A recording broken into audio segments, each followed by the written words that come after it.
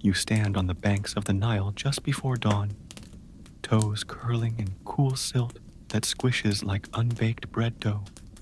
Palm fronds whisper above you, their shadows stitched across the river's bronze skin. A heron glides low, skimming the water where lotus blossoms yawn open.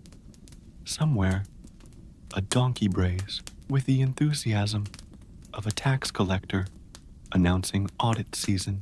The air smells of wet earth, dried fish, and the ghost of last night's beer, a sour, yeasty tang clinging to the mud brick walls of Thebes.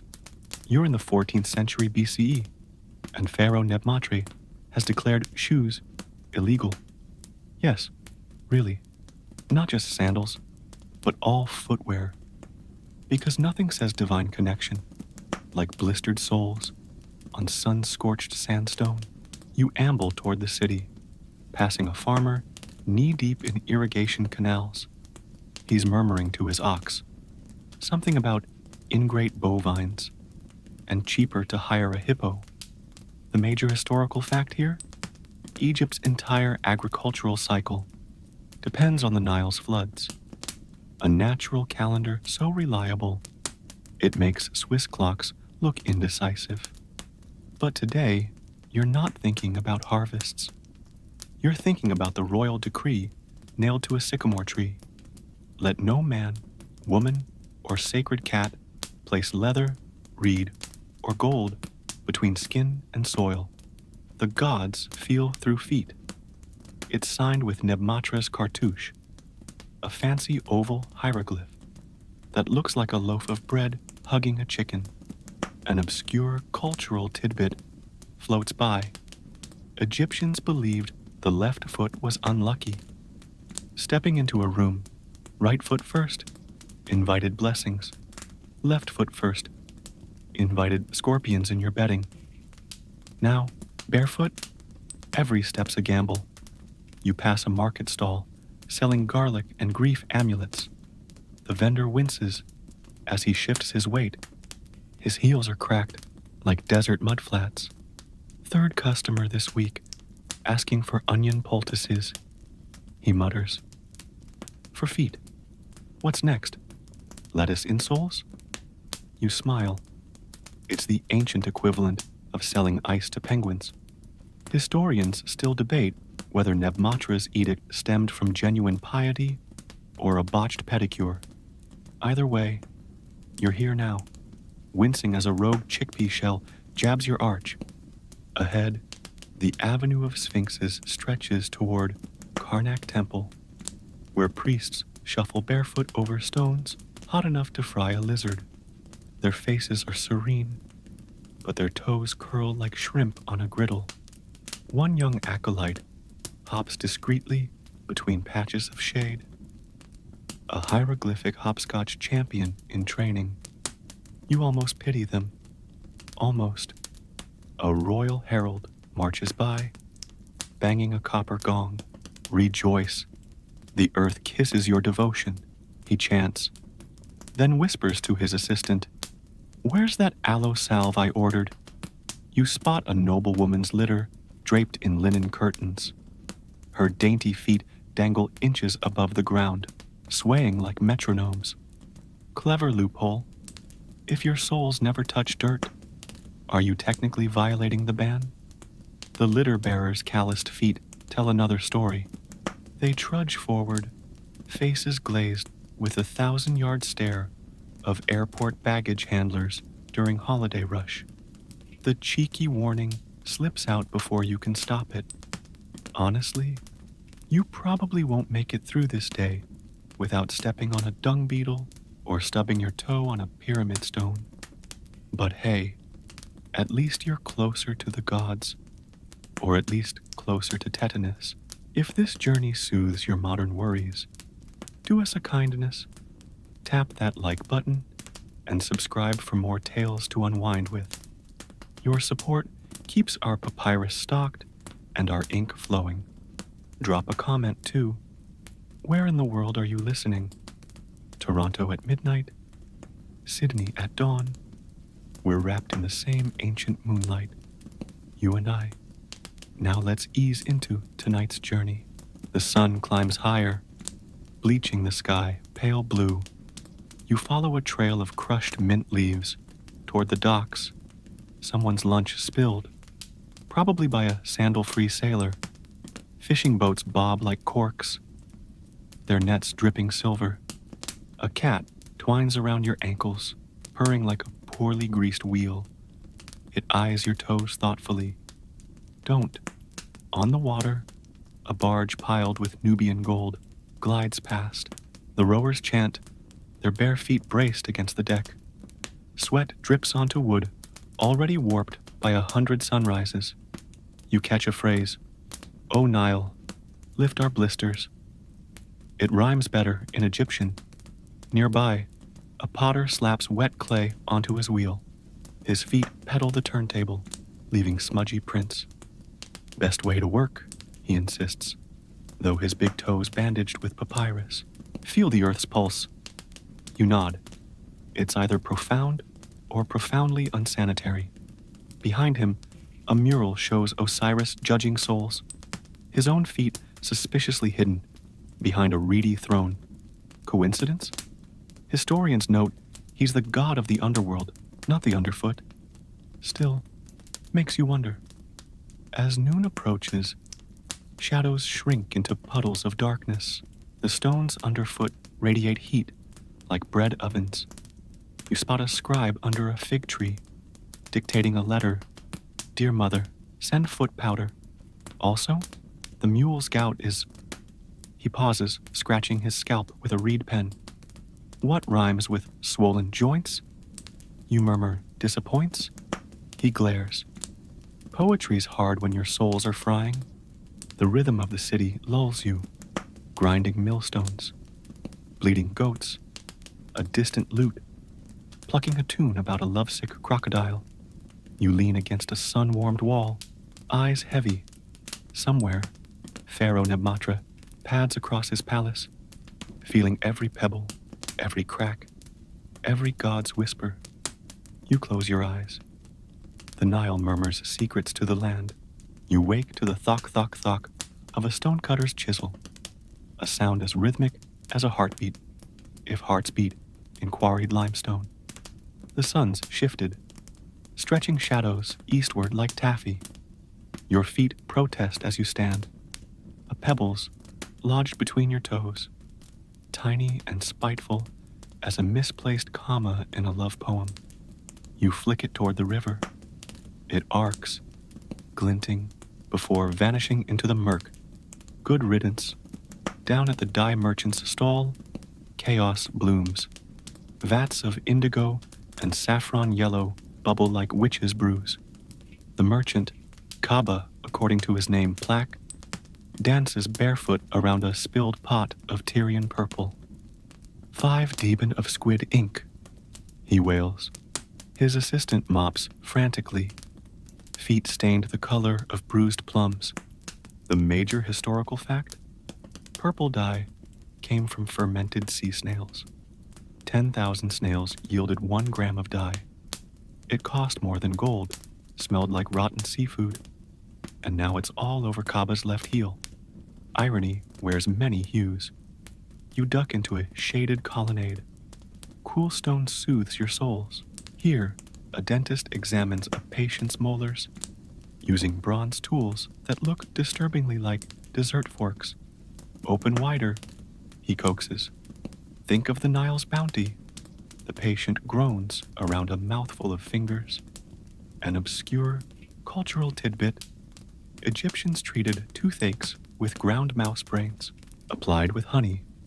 Surprisingly, it worked, or at least distracted you with existential questions about rodent-based healthcare. The dentist spots your gaze. Want a checkup? You back away. Some mysteries are better left unexplored. Historians still debate whether Nebmatra's shoe ban improved crop yields. One cuneiform tablet from Babylon snarks, "Egyptians now worship dirt." Next, mandatory mud baths? You emerge near the temple of Hathor, where priestesses sway to sistrum music.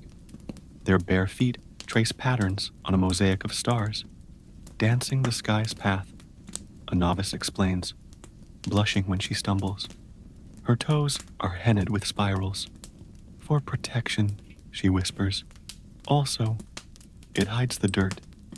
Practical piety. A gang of children sprint past, chasing a hoop made of bent palm ribs. Their laughter peals like bells. One boy skids, skinning his knee. He howls, more offended than injured. His friend offers wisdom. Rub dirt on it. Pharaoh says dirt's holy. The boy glares. You rub dirt on your face. They tussle, rolling in dust. Nearby, their mother sighs, stirring lentil stew. Boys, like baboons with less grooming. She nods at your feet. Hard? You nod. She snorts. Try childbirth. You remember the dye-stained merchant. His street's back, but now it's crammed with goats. They bleat, hooves clacking like castanets. A goat herd shrugs. They're sandal inspectors. Unofficial. One nibbles his toenail. He kicks it away gently. Bad inspector. No pension for you. 3 jokes. Let's count. 1. Goat bureaucracy. 2. The dentist's career choices. 3. That Babylonian tablet's sass. Nebmatra's Egypt. Where the absurd winks at you from every sunbeam. The heat eases as you wander into the necropolis workers' quarter. Houses huddle like nested boxes, painted ochre and blue.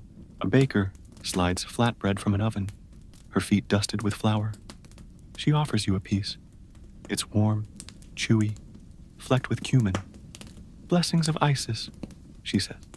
You chew, watching potters sculpt canopic jars. Their feet knead clay as they work, kneading, like cats making biscuits. One jar's lid stares back, a baboon's face lopsidedly serene. For the vizier's uncle, the potter explains. He liked monkeys. As twilight stains the sky pomegranate red, you join families on rooftops. They recline on mats, sharing figs and gossip. Did you hear? Scribe Pentu's petition to wear socks got rejected. Chuckles ripple. Socks, as if the gods fear wool. Below, the Nile dimples with feeding fish.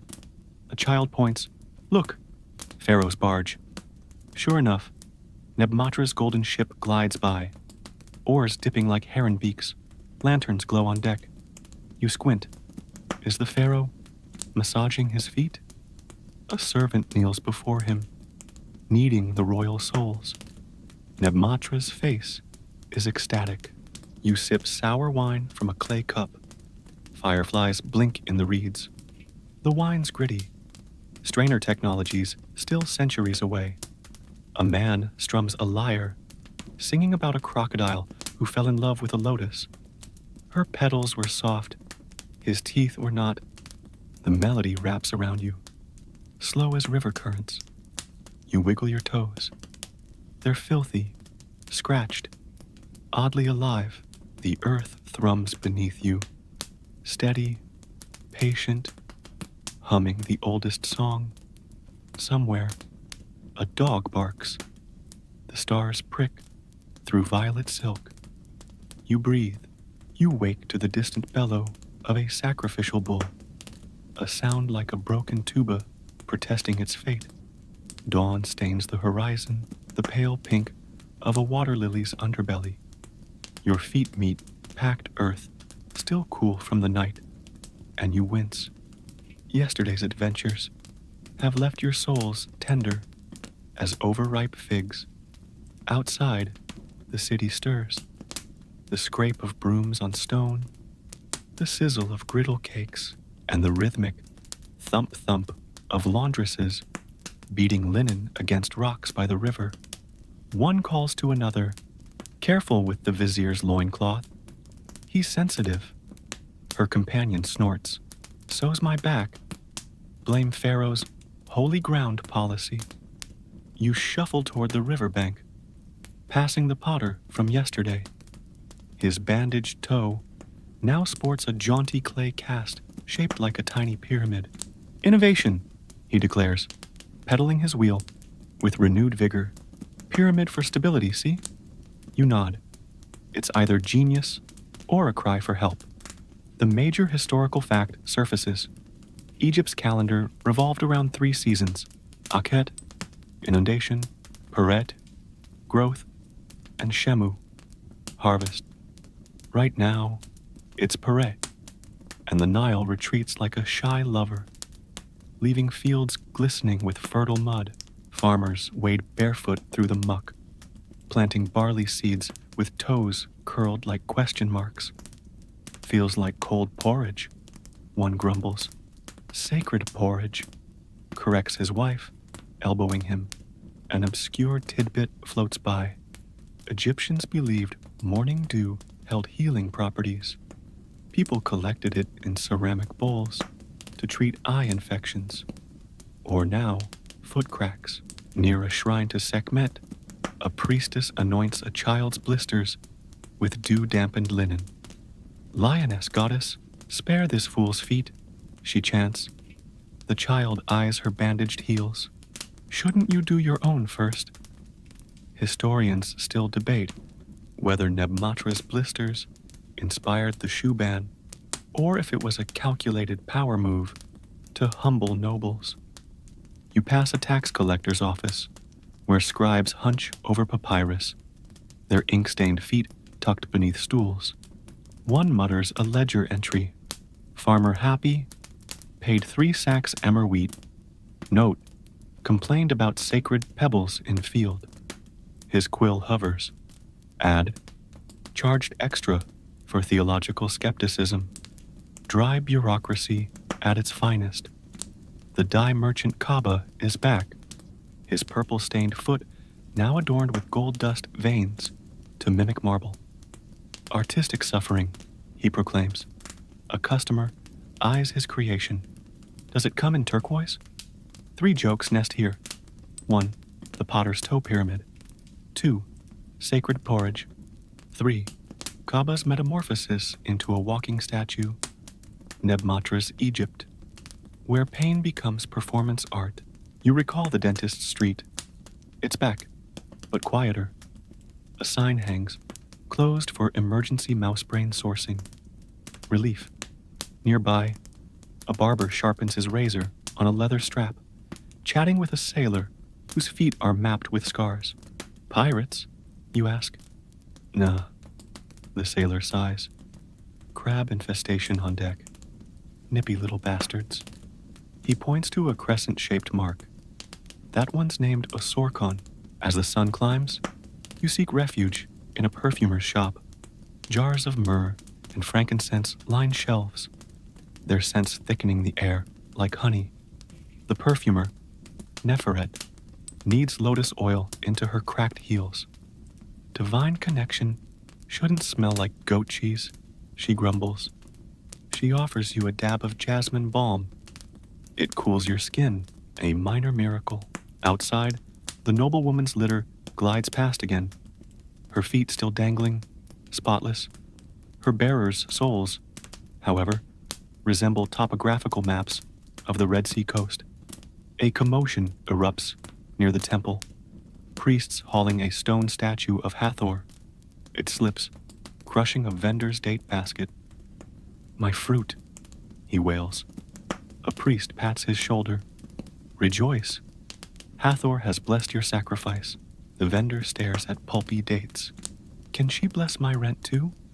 You linger by the river as fishermen mend nets, their toes deftly knotting reeds. One sings a work song. Oh Nile, give us catfish, not blisters. It's catchier than it sounds.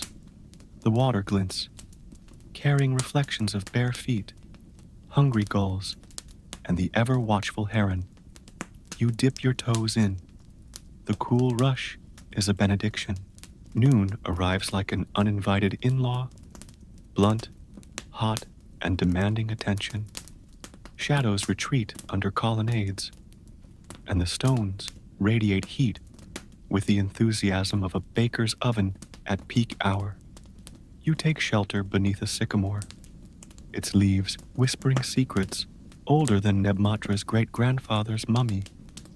Nearby, a group of scribes cluster like cranes in a marsh, their reed pens scratching papyrus. The lead scribe, Pentu, yes, the sock petitioning one, dictates a letter to Pharaoh. Your Majesty's divine feet grace the earth, yet humble servants beg consideration for... He pauses, wiping sweat. What's a polite word for excruciating pain? The major historical fact unfolds. Scribes were Egypt's elite bureaucrats, trained for years in hieroglyphs and hieratic script. Their power lay not in swords, but in ink, a truth as timeless as tax forms. Pentu's apprentice mixes soot and gum arabic into ink, his feet tapping impatiently. Hurry up, Pentu snaps. Before my brain fries like a temple offering, an obscure tidbit surfaces. Egyptians practiced dream incubation. Sleepers seeking guidance would curl up in temple alcoves, hoping for divine visions. In Nebmatra's Egypt, dreams likely featured merciful gods offering cushioned sandals. You spot a young man napping by a shrine, a clay tablet under his cheek inscribed, "Ask Bess for softer dirt." Historians still debate whether the shoe ban increased temple attendance or just boosted aloe sales. You amble past the now familiar dye stall. Kaba's artistic suffering has evolved. He's added lapis lazuli flecks to his gold-veined foot. Now it's celestial suffering, he beams. A customer eyes it skeptically. Does celestial suffering discount indigo? 3 jokes tiptoe in. 1. Pentu's search for a polite synonym for agony. 2. Celestial suffering as a marketing tactic. 3. The dreamer's memo to Bess. Nebmatra's legacy, unintended entrepreneurship. You remember the necropolis workers, their streets back, buzzing with activity. Stonemasons chip at a sarcophagus lid, their feet coated in fine limestone dust. Feels like walking in flour. One chuckles. Sacred flour, corrects his foreman, ever vigilant. Nearby, the baker from yesterday slides flatbreads into her oven. She nods at your feet. Need a poultice? Honey and onion. Works on burns and marriages. A commotion erupts near the market. A runaway donkey cart laden with melons. It careens toward the river, scattering chickens and dignity. The goat herd from yesterday leaps, bare feet slapping stone, and grabs the reins. The cart halts, one wheel spinning over the Nile's edge. "Donkey inspectors," he declares, dusting off his hands. Also unofficial. As heat wanes, you join a crowd gathering at the training grounds. Young soldiers wrestle in the sand, their feet kicking up puffs of dust. An officer barks, "Grip with your souls. Feel Anubis's resolve." One recruit whispers, "I feel blisters," and regret. You spot the hopscotching acolyte from Karnak, now drilling with a wooden sword. He lunges, stumbles, and faceplants. "The earth felt that prayer," smirks a veteran.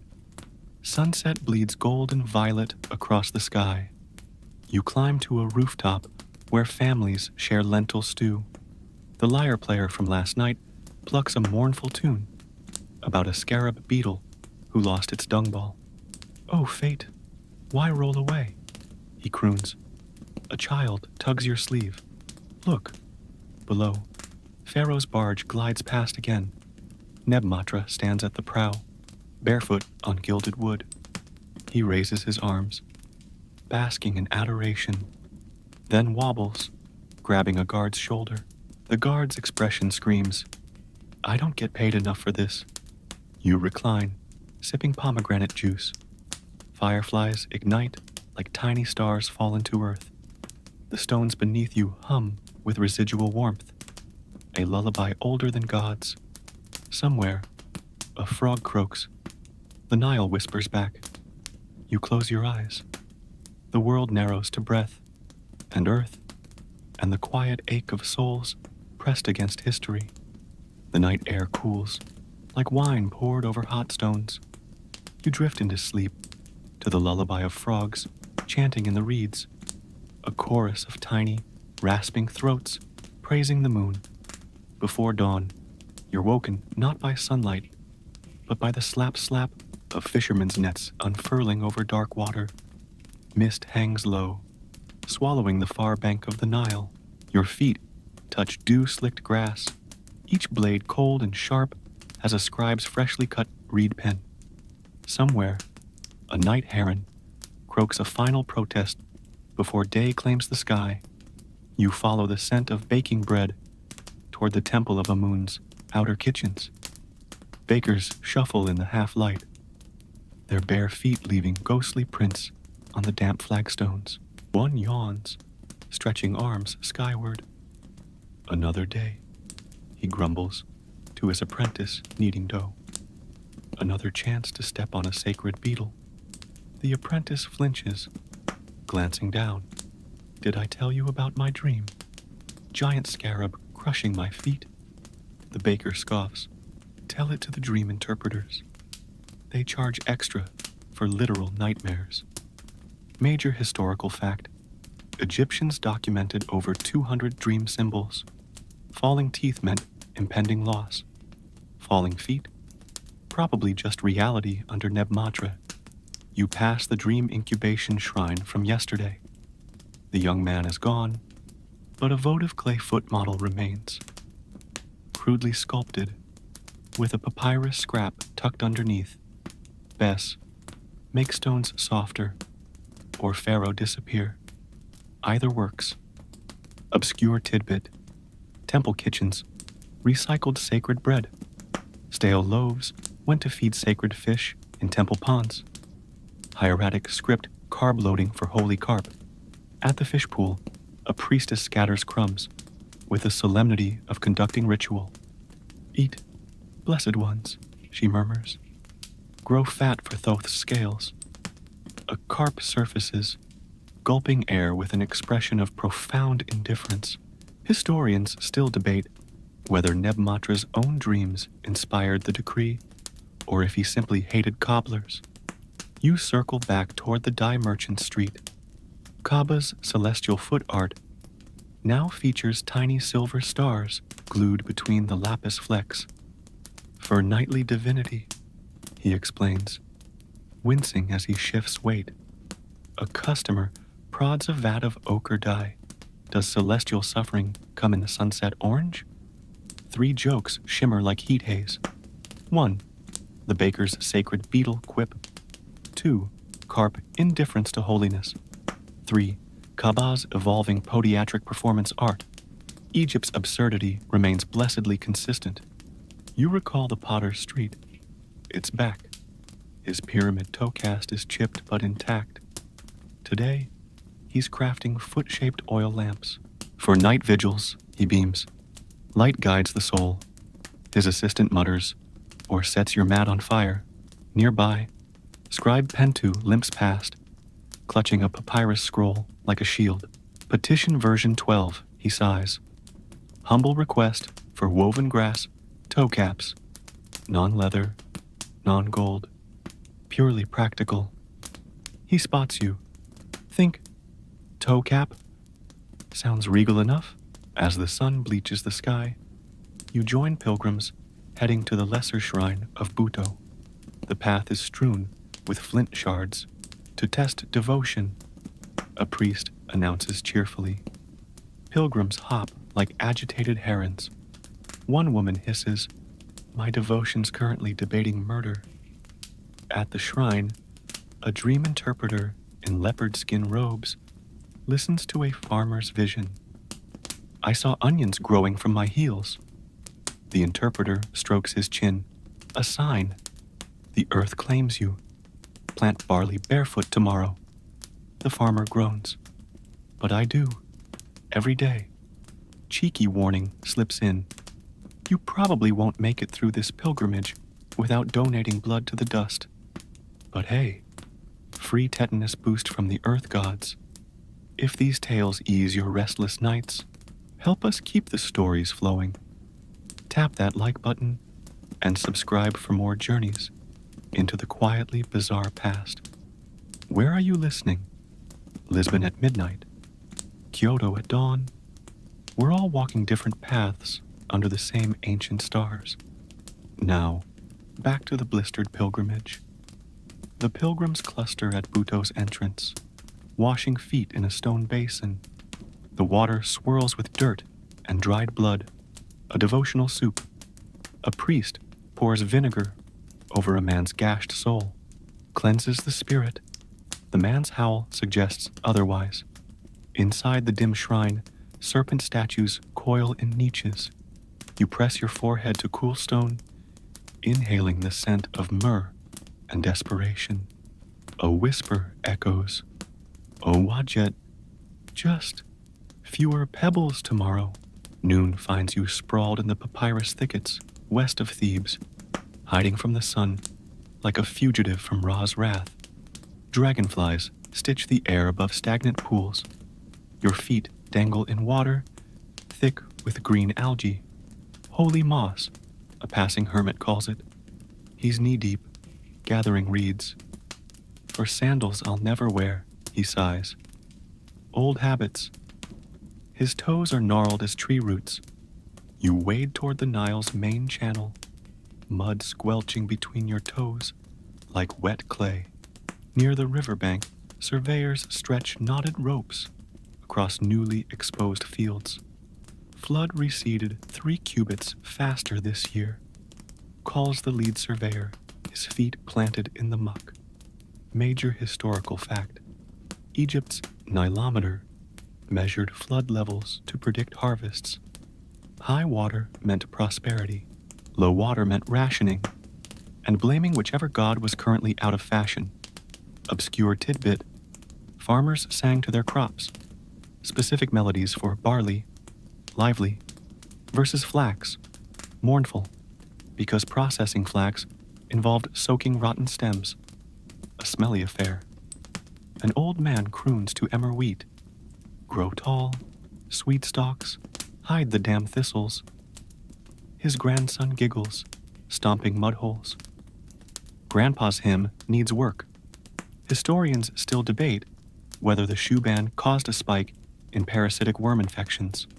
A medical papyrus from this era notes, foot rot, apply crushed scarab. Also, avoid mud. Helpful. You trek toward the docks, passing laundresses beating wet linen on rocks. One holds up a sheet. See this stain? Sacred mud. Won't budge. Her friend shrugs. Call it Earth's blessing and charge extra. 3 jokes nest here. 1. The hermit's futile reed weaving. 2. Grandpa's agricultural hit single. 3. Sacred mud as a premium laundry feature. Neb Matra's Egypt runs on adaptable irony. You remember the necropolis. Its path is back, lined with funeral processions today. Mourners shuffle barefoot behind a gilded sarcophagus. A professional wailer throws dust on her head, howling, "O noble Senefru, why tread the duat before us?" Then she mutters to her colleague, "Watch that rock. Sprained my ankle there yesterday." The colleague nods solemnly. Cursed rock. At the workers' village, the baker slides you a honey-dusted fig cake. For courage, she winks. Heard about the Nilometer? You nod. She lowers her voice. They say low floods mean Pharaoh's feet offended Osiris. Her eyes dart toward a wall painting of Neb Matre, conveniently depicted from the knees up. As heat wanes, you join scribes recording grain taxes at the docks. Pentu's there, dictating barge of user hat, 200 sacks emmer wheat, deduct 5 sacks for sacred rodent nibbles. The barge captain protests, rats ate half? Prove it. Pentu gestures at his bare feet. See these bites, sacred rodents, deducted. Call it. The dock inspector's sandal loophole attempt is back. Today he's draped his feet in papyrus strips like mummified geese. Not shoes. he insists. Bandages for religious splinters. The tax scribe stares. Religious splinters. Right. Extra tax for creative heresy. Dusk descends, softening the world. You climb the temple of Hathor's outer wall, legs dangling. Below, priestesses light oil lamps in the courtyard, their bare feet moving soundlessly over polished stone. Their shadows sway. Tall, distorted dancers on the colonnade. One glances up, offering a weary smile. Join us? The stones are cool now. You decline. Some holiness is best observed from afar. The first stars emerge like pinpricks in a dusky cloak. A vendor sells roasted lotus seeds below. Starlight snacks, he calls. Eat them. Make a wish. You toss a coin down. The seeds arrive in a leaf cone, warm and nutty. Your wish? Fewer thistles tomorrow. Practical. Somewhere, Pharaoh's gilded barge glides homeward. Nebmatra's silhouette is visible against lantern light, rubbing his feet while a servant fans him. The fan's feathers flutter like a captured bird's wing. You crunch a lotus seed. The night hums. A jackal's howl stitches the night. A lonely, unraveling sound that fades as dawn bleeds peach and saffron across the eastern dunes. You rise stiffly, the cool mud floor of the rented sleeping mat imprinting itself on your soles like a temporary tattoo. Outside, the rhythmic thump of bread dough being pounded echoes from a dozen courtyards. The air smells of yeast, river mist, and the faint tang of overheated donkey. You drift toward the temple of Ptah's workshops. Metalworkers' hammers ring like chaotic temple bells. A coppersmith curses as he dances away from a glowing ingot that rolled too near his foot. Sacred scorch marks, his apprentice offers helpfully. The smith glares. Sacred shut up, major historical fact. Egyptian metallurgy relied on imported copper and tin.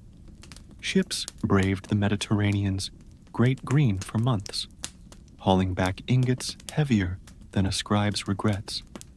A half-finished statue of Ptah watches, his bronze feet still smooth and unblemished, elevated safely on a clay brick. Convenient holiness, obscure tidbit. Blacksmiths were thought to channel Ptah's creative fire. Spitting into the forge was a minor ritual. Saliva mixed with flame to bind metal. A young smith spits expertly onto a hot rivet. Steam hisses. Bless you, Ptah, and bless my unblistered toes. Historians still debate whether Nebmatra's decree impacted trade. A merchant's ledger fragment lists item, 50 Cretan sandals, fine quality. Status, kindling? You pass Kaaba's stall. His celestial foot art has escalated. He's now glued miniature faience amulets, tiny ankhs, eyes of Horus, between the lapis stars. Divine insurance, he proclaims, hobbling after a customer holding a bolt of linen. Protection for every step. Limited time offer. 3 jokes nestle in the soot. 1. The coppersmith's sacred shut-up. 2.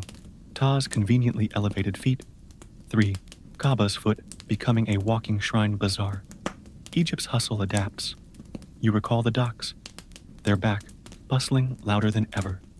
A ship from Byblos disgorges Lebanese cedar logs. Dock workers strain, bare feet braced on sun-warped planks slick with fish guts. Heave! Shouts the foreman. Feel the timber's soul. A worker groans. I feel splinters. Deep, philosophical splinters. Nearby, the disgruntled sandal maker from yesterday sits under a palm, surrounded by coils of papyrus and palm fiber. He's no longer weaving sandals. Instead, he crafts intricate toe rings and ankle bracelets. Not footwear, he insists to a curious noblewoman. merely terrestrial adornments, enhances the divine connection. He holds up a delicate gold wire ring set with carnelian, the Kiss of Geb collection. She eyes it thoughtfully. Loophole couture is born. As the sun climbs, the heat intensifies. You seek refuge in a stone carver's shaded yard. Master sculptor back hunches over a block of rose granite, chiseling the delicate toes of a goddess's foot. Sweat drips onto the stone. His own feet are calloused maps, pale dust settling in the cracks. Pharaoh wants realism, he mutters. So the gods feel seen. Or something. His apprentice whispers, "Should we add a blister?" For authenticity. Back's chisel pauses mid-stroke. Cheeky observation. You probably won't make it through this heat without envying a lizard's ability to vanish under a cool rock. But remember, lizards don't pay taxes. Small blessings. If these dusty chronicles soothe your modern mind, do us a kindness. Tap that like button and subscribe. Your support is the aloe vera on our historical blisters. Where are you resting tonight? Buenos Aires after rain? Oslo under the midnight sun? The Nile's rhythm flows through us all. Now, back to the simmering stone yard. Back finally answers his apprentice. No blisters, but maybe a hint of weathering on the arch. He taps the granite thoughtfully, divine, yet walked. A profound, sweaty truth. The scent of roasting duck and cumin pulls you toward the riverfront tavernas. As shadows stretch long, ramps of rough-hewn wood lead down to floating platforms where rickety tables perch over the water. You pick your way carefully, splinters being the unadvertised appetizer. A server balances 3 jugs of beer on one shoulder, her bare feet gripping the damp planks like a heron's. Sit anywhere the river gods haven't claimed? She calls, dodging a leaping catfish. You find a spot near the edge. The Nile swirls below, carrying reflections of date palms and low stars. Major historical fact. Egyptian beer, henket, was thick, nutritious, and brewed daily. It was safer than river water and fueled workers, scribes, and probably disgruntled sandal makers. Your jug arrives, cool, sour, with chewy bits of barley sediment settling at the bottom. Ancient bubble tea minus the sweetness. Obscure tidbit. Taverns were often run by women. Patrons address the proprietress as mother, regardless of age. Ours is Tamit, mother cat, a formidable woman with laugh lines and feet that look like they've wrestled crocodiles. Drink up, she booms, slapping down a platter of lentils. Beer washes the dust of devotion. Right down, historians still debate whether the shoe ban increased beer consumption as pain relief. Medical texts mention foot pain drafts, suspiciously similar to double-strength brews. You notice Pentu at a corner table, deep in discussion with a man whose feet are wrapped in soft-looking gazelle hide. Not shoes, the man insists, tapping his bindings. Soil filters, permeable piety. Pentu scribbles furiously. Version 15. The gazelle gambit. 3 jokes swim in the beer. 1. Soil filters as pious tech. 2. Tomit's crocodile wrestling feet. 3. The unadvertised splinter appetizer. Nebamatra's rain fuels linguistic creativity. You remember the coppersmith street. It's back, quieter now. Embers glow in the forge. The smith sits on a low stool, soaking his feet in a basin of water where rusty metal shavings float like miniature copper lotuses. Patah's bath, He grunts, seeing you. Adds, character. His apprentice sleeps nearby, curled around a half-eaten onion like a protective amulet. A commotion erupts near the granaries. Shouts, then the sharp crackle of flames. A crowd gathers. A small storage shed burns, orange light licking the dusk. What happened? You ask a breathless guard. Idiot tried to burn his old sandals. The guard pants, hauling water. Said it was a sacrifice to Sobek. Sobek sent fire right back. Nebmatra's decree breeds inventive arson. As full darkness falls, fireflies emerge over the marshes. You climb back to the main city level. On a rooftop, families gather. A storyteller begins a tale, his voice a low rumble. Long ago, when Ra walked the earth barefoot, children lean in, eyes wide. A toddler sleeps on his father's lap, one tiny, dirty foot twitching in a dream of running. Below, Pharaoh's barge glides silently tonight. Lanterns extinguished. Nebmatra is a shadow against the star-strewn sky, standing utterly still at the prow. Is he listening? Praying? Or just standing, his bare feet, invisible in the dark, planted on the gilded wood? The river whispers secrets he might or might not hear. You find your own rooftop perch. The stones hold the day's warmth. Tamit's beer buzzes softly in your veins. The stars are patient, unfathomably old. A shooting star streaks, a brief scratch of light across the dark. You make no wish. The earth is solid beneath you. The Nile flows. Your feet, for this quiet moment, are simply present, connected, or maybe just tired. The distinction blurs. You close your eyes. The storyteller's voice weaves through the night, a thread connecting earth and sky, past and present, the blistered and the divine.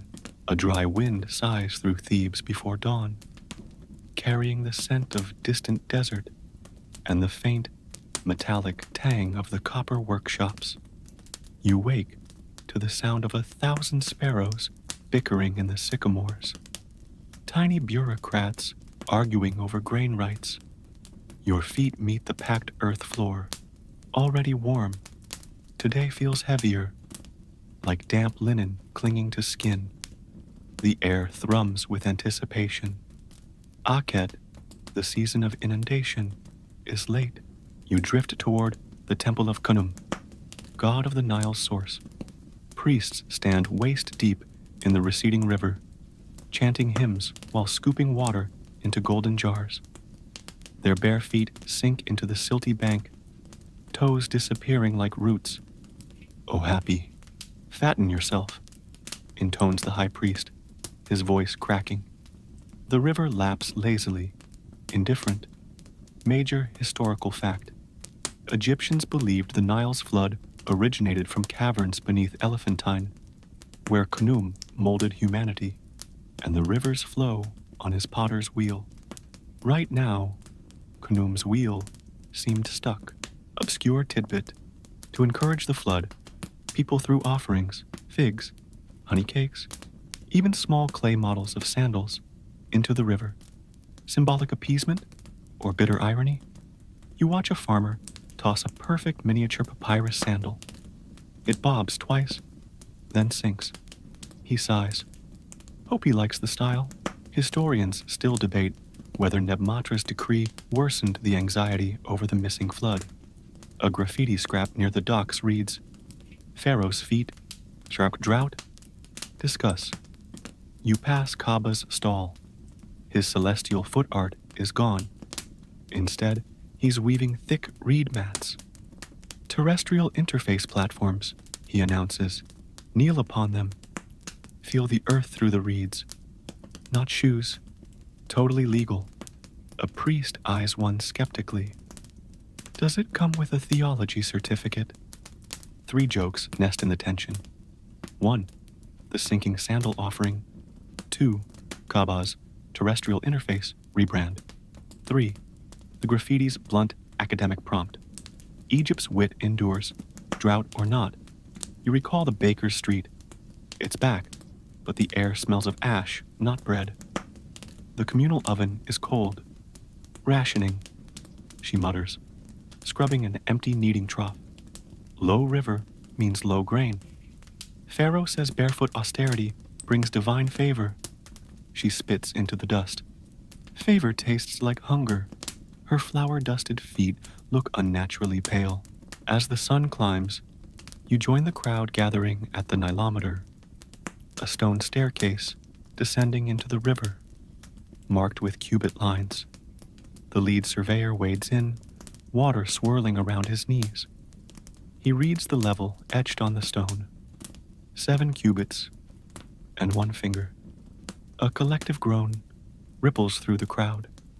Last year, 9 cubits. Osiris's sandal strap snapped, wails an old woman. Send more sandal offerings. Cheeky warning, you probably won't make it through this drought without dreaming of floating islands of cool mud. But hey, shared suffering builds character, or blisters. If these tales anchor your restless thoughts, help us keep weaving them. Tap that like button and subscribe. Where are you listening? Marrakech at dusk? Seoul at midnight? The Nile's worries echo in every thirsty river. Now back to the dwindling waters. Pentu appears, clutching a scroll damp with sweat. He unfurls it dramatically at the Nilometer's edge. Petition version 18. Humble proposal for emergency ceremonial foot misting.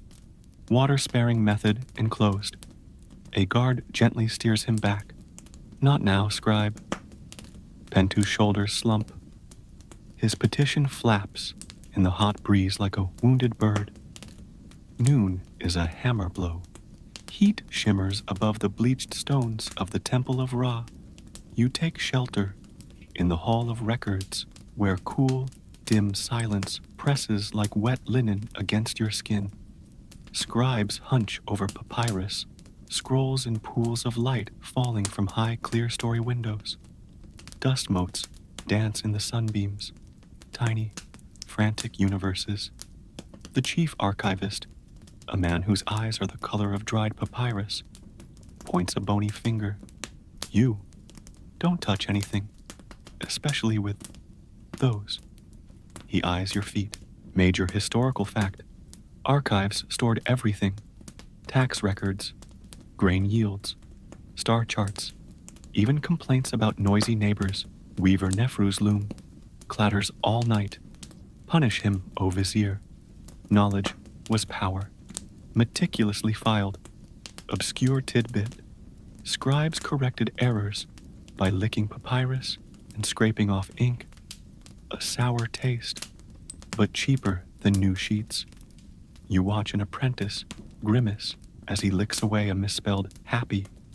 Tastes like dusty failure, he mutters. Historians still debate whether Nebmatra consulted these archives before his decree. A fragmented scroll titled Podiatric Precedents of Dynasty 13 sits untouched in a corner basket. You spot Pentu in a shadowy alcove, whispering to a sympathetic junior scribe. So if we frame it as atmospheric soil connectivity enhancement, the junior scribe nods, wide-eyed. 3 jokes hide in the dust. 1, the archivist's foot phobia. 2, the sour taste of failure. 3, Pentu's increasingly desperate bureaucratic poetry.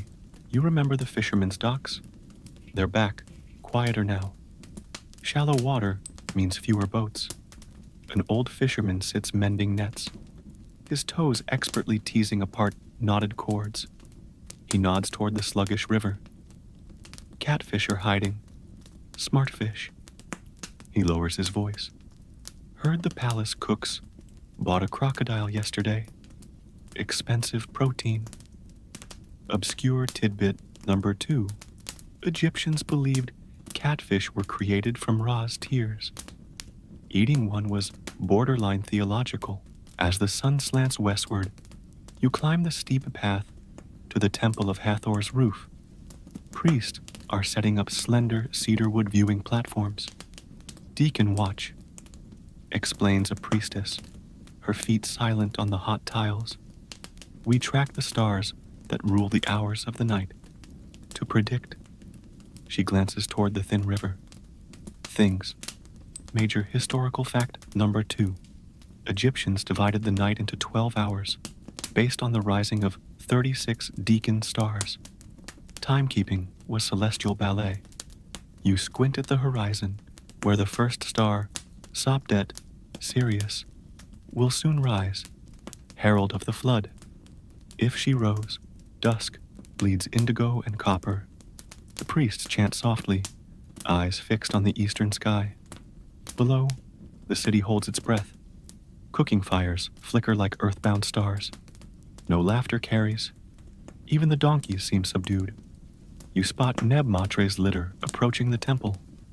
He emerges, barefoot, of course, and climbs the stairs slowly, leaning heavily on a priest.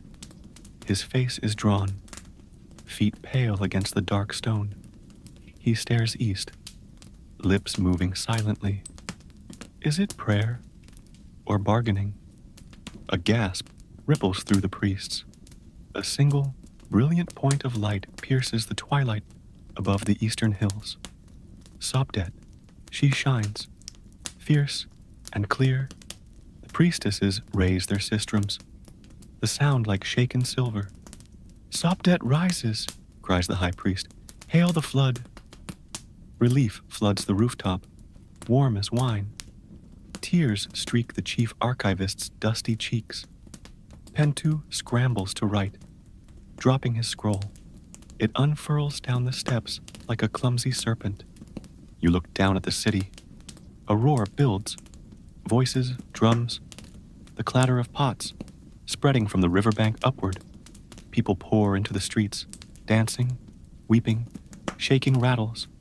The flood comes. On the rooftop, Neb Matre sinks to his knees, not in prayer, in exhaustion. His hands press flat against the still warm tiles. The starlight catches the silver streaks in his hair. For a moment, he looks less like a god, more like a man who gambled everything on a feeling in his souls, and won. You slip away as the chanting swells. The night air is suddenly cooler, smelling of damp earth waiting. Far below, the river whispers promises to the land. Your own feet, sore and dusty, feel lighter. Hope, it seems, is the best salve. The city exhales. Relief flows thicker than the coming floodwaters, loosening shoulders and lifting voices into the warm night air. You descend the temple steps into a river of humanity. Drums pulse like frantic heartbeats. Torchlight paints dancing shadows on mud brick walls. Elongated figures leaping, spinning, shaking sistrums that hiss like angry snakes. Someone thrusts a cup of warm beer into your hand. It overflows, soaking your wrist. Drink to Happy's belly, a reveler shouts, his breath smelling of garlic and joy. His bare feet stomp patterns in the dust, kicking up puffs that glow orange in the firelight. You're swept along the avenue of sphinxes. The stone guardians watch, impassive, as the celebration swirls around their paws. Major historical fact: spontaneous festivals erupted after Sopdet's rising. Music, dancing, and public feasting were considered essential to ensure the flood's generosity. Communal joy as hydraulic engineering. A priestess whirls past, her linen robes flaring, feet a blur. Dance the water into being, she chants, sweat gleaming on her forehead. Obscure tidbit. Egyptians believed the floodwaters carried the essence of Osiris's rejuvenation. Mud smeared on the body was thought to impart virility. You see a group of young men near the riverbank, gleefully coating each other in thick, cool silt. For strength, one yells, slipping and landing on his backside with a wet thump. His friends roar with laughter and flexibility. Historians still debate whether Nebmatra retreated to his palace to celebrate or to collapse. A palace guard later tells his wife, he slept like a stone in deep water, snored like a hippo. You spot Kaba miraculously navigating the crowd. His reed mats are gone. Instead, he's hawking small clay bottles of sacred silt balm, first harvest, rubbed with flecks of fool's gold. Capture the flood's divine essence. Soothe the souls that summoned it. A woman buys 3. Desperation and faith make potent sales partners. 3 jokes bloom in the chaos. 1. The mud-smeared youth's unintended flexibility demonstration. 2.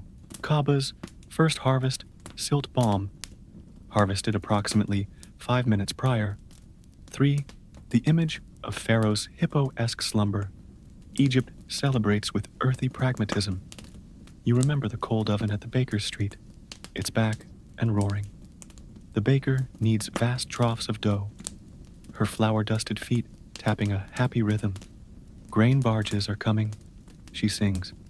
Flatbread for everyone, and maybe sesame cakes. The crowd near her stall cheers. Hope smells like yeast and scorched grain. As the night deepens, the drums slow. Exhaustion begins to temper euphoria. Couples lean together under palm trees. Children sleep curled on cloaks. You find a quiet spot by the river's edge, away from the torchlight.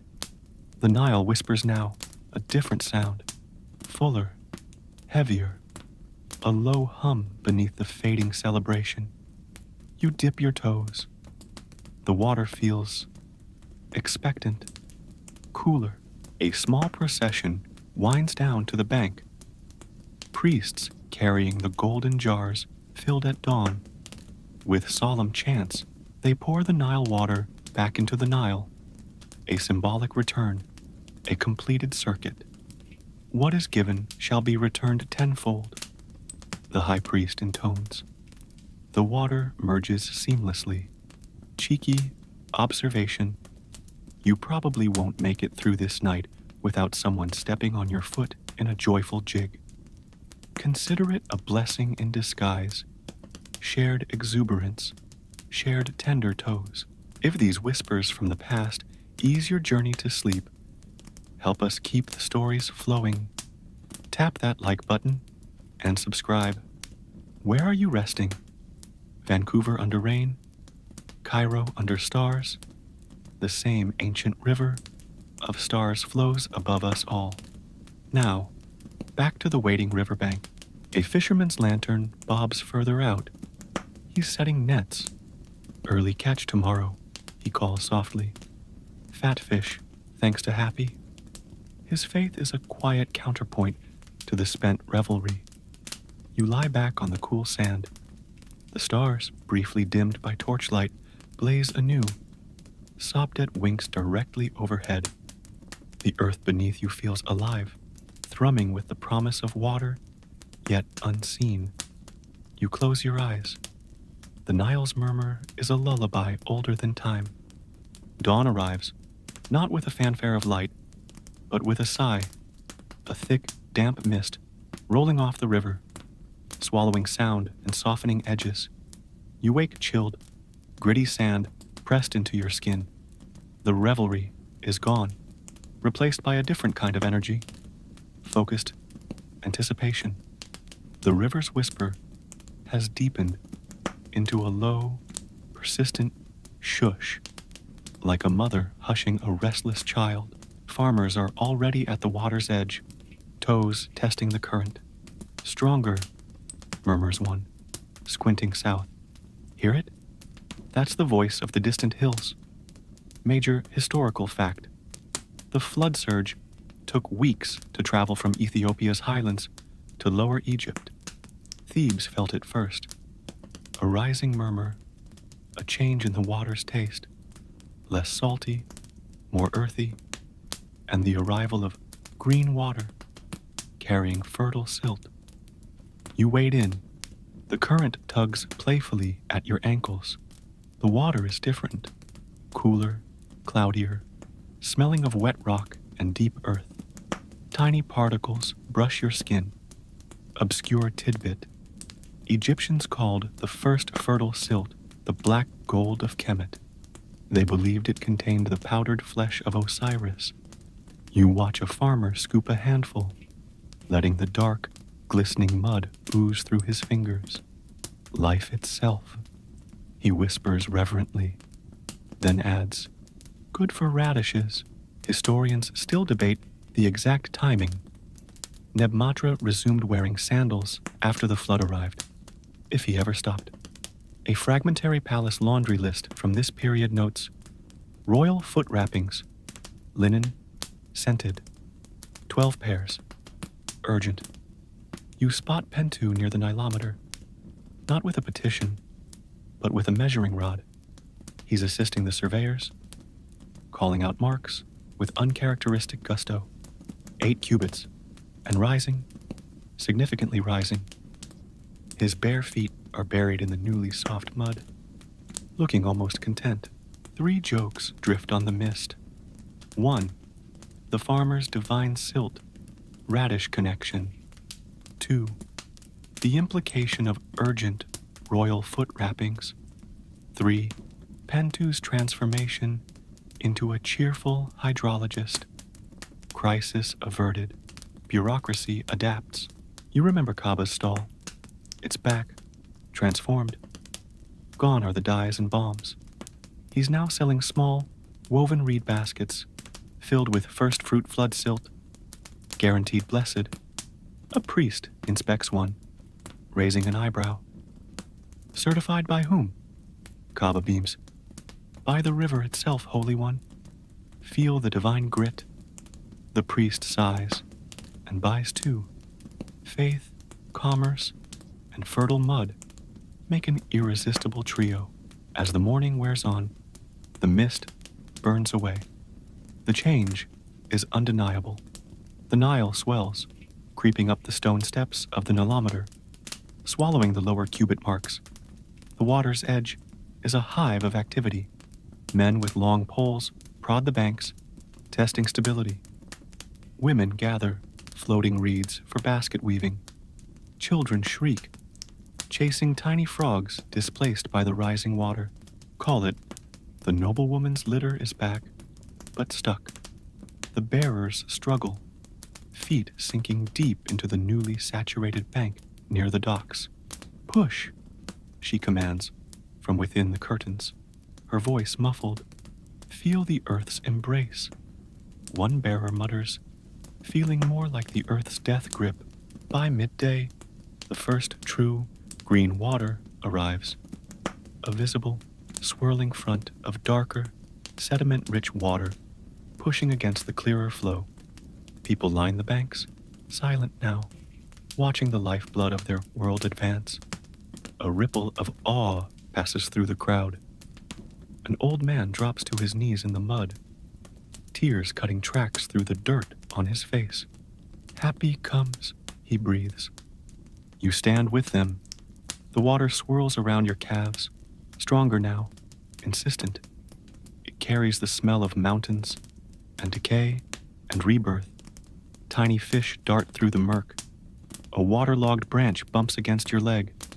The sense of raw, elemental power is humbling. This isn't just water. It's the promise of bread, of beer, of another year. On a newly erected viewing platform near the temple of Khnum, Nebmatra appears. He stands alone, barefoot on the damp wood, gazing south at the advancing flood. He raises his arms, not in command, but in reception. A single shaft of sunlight breaks through the clouds, illuminating him. The silt-laden water swirling around the platform's pilings. For a moment, the connection he craved feels palpable. Pharaoh and flood, man and God, soul and soil. Then the sunlight fades. He lowers his arms. The muddy water laps higher, You wade back to higher ground. The rich black mud clings to your feet and legs. Cool and heavy, you find a sun-warmed stone to sit on, letting the silt dry into a cracked gray coating. Below, the river claims more land, inch by inch, silent and unstoppable. The fear of drought is washed away, replaced by the immense, muddy certainty of the flood. Life, messy and vital, has returned. You wiggle your toes in the drying silt. Sacred ground, indeed. The world becomes liquid. Streets vanish under chocolate brown water, transforming Thebes into a labyrinth of canals. You wade through thigh-deep currents where donkeys once brayed, the silt swirling around your legs like cold, gritty syrup. Flat-bottomed skiffs glide past, pulled by boys who whoop as they navigate drowned market stalls. Papyrus for sale. Slightly damp, one calls, holding up waterlogged scrolls. A cat perches on a floating door, tail twitching with regal disdain. Major historical fact. During Akhet, Egypt became two nations. Farmers turned boatmen, and scribes who suddenly documented fish trespassing in granary number 4. Travel required wading or sailing. Walking became an amphibious sport. You hitch a ride on a melon-laden skiff. The boatman steers with his hips, bare feet braced against the prow. Feel Happy's embrace? He grins. Embrace feels like wet laundry. Obscure tidbit. Egyptians brewed flood beer, extra thick, with floating grain husks to ward off chill. It tasted like chewy pond water, but warmed the gut. You pass Tamit's tavern, now a floating island of benches lashed to palm trunks. She serves beer in gourds. Drink up. The river's doing the washing up tonight. A drunk patron sings off-key. Oh, Nile, my sandals are fish food now. Historians still debate whether Nebmatra's palace flooded. Again, a scribbled note in drainage. Records mutters, royal wine cellar, 3 cubits deep. Salvaging priority, high. You spot Kaaba, poling a raft piled with reed mats. Terrestrial interfaces, now flotation devices, he announces. A skeptical noble clings to his litter, now lashed to papyrus bundles. Does it come with a dryness guarantee? 3 jokes bob in the current. 1. The cat's door thrown. 2. Fish trespass. Bureaucracy. 3. Kaaba's aquatic rebranding. Survival breeds innovation. You remember the stone carver back. His yard's submerged. He's moved operations to a rooftop, chiseling a granite offering table while knee-deep. Waterproof art, he shouts, chipping away. His apprentice floats nearby on a plank, sketching designs. Added bonus, feet stay cool. As afternoon bleeds into dusk, the light turns liquid gold. You drift past the necropolis hills, now islands. Mourners arrive by boat, their lamentations mingling with frog croaks. A priestess tosses floral offerings into the water. Guide them through the celestial marshes, oh happy. A lotus blossom drifts toward a half-submerged sphinx. Cheeky warning. You probably won't make it through this flood without a suspicious leech donation. Think of it as a blood tax to the river gods. If these watery chronicles soothe your dreams, help us stay afloat.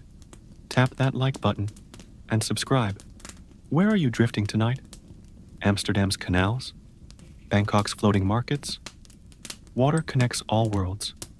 Now, back to the drowned city. You moor at a second-story window. Inside, the baker bakes on a raised clay platform, steam curling around her ankles. Flood special, silt-seasoned bread. She winks, adds earthy depth. You trade a copper ring for a warm loaf. It does taste faintly of minerals and hope. Weeks blur. The flood's peak turns Thebes into a Venice of reeds and reflection. Daily life migrates upward. Rooftops become courtyards. Terraces turn into workshops. You wake on a woven mat under a stars and stripes awning. Linen, not cotton. Patriotism's expensive. Beside you, a potter's wheel spins lazily, powered by a trickle of water diverted through clay pipes. Hydraulic innovation, the potter declares, foot-pedaling air. Pharaoh wants progress? Here's progress. His pyramid toe cast is mossy but intact. Major historical fact. Flood downtime birthed Egypt's artisan golden age. With fields submerged, jewelers, weavers, and woodworkers crafted temple offerings and noble trinkets. A beadmaker strings lapis lazuli, her toes curling around the stool legs. Commission for Lady Tasheret. Anklet to enhance soil connectivity. She rolls her eyes. Loophole chic endures. Obscure tidbit. Senet, Egypt's beloved board game, saw obsessive play during floods, believed to mirror the soul's journey through Duat, the underworld. Losers blamed waterlogged dice. You watch two scribes battle near a window. Ha! My pawn reaches Osiris first, cries the winner. The loser scowls. Your ibis piece floated. Cheater. Historians still debate if Nebmatra finally wore sandals indoors. A scandalized servant's letter fragment reads, saw gilded straps beneath the curtain. Should I report to Pentu, now the palace's hydraulic liaison, wades in with a measuring rod. Palace foundation stable, but the harem's petting zoo is migratory. He points to ducks nesting in a floating gazebo. 3 jokes hide in the damp. 1. The potter's phantom peddling. 2. Waterlogged dice excuses. 3. Pentu's duck-infested harem crisis. You recall the temple of Hathor. Its lower chambers are flooded. Priestesses conduct rituals on the colonnaded roof. Tonight, they enact the mystery of the drunkenness of Hathor, shaking sistrums while barefoot on rain-slick tiles. A novice slips, grabbing a statue's arm. Divine embrace. The high priestess declares smoothly. The novice blushes. As twilight purples the water, families gather on rooftops. The storyteller returns, spinning tales of Sobek's cunning. Children play flood hop, leaping between floating mats. Don't fall in, a mother calls. Crocodiles love clumsy ankles. A half-truth. Crocs preferred deeper channels. Call it. Nebmatra's barge glides into view, transformed. Gone are the gilded oars. It's now a floating garden with soil-filled reed beds sprouting lettuce and poppies. Divine sustenance, a herald proclaims. Pharaoh sits enthroned among the greens, feet buried in damp earth, literally grounded. A servant fans him, scowling at mud-spattered linen. You join Tamit's floating tavern.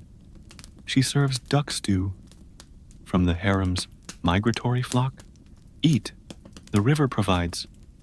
A minstrel plucks a lyre, singing of a fish who fell in love with the moon.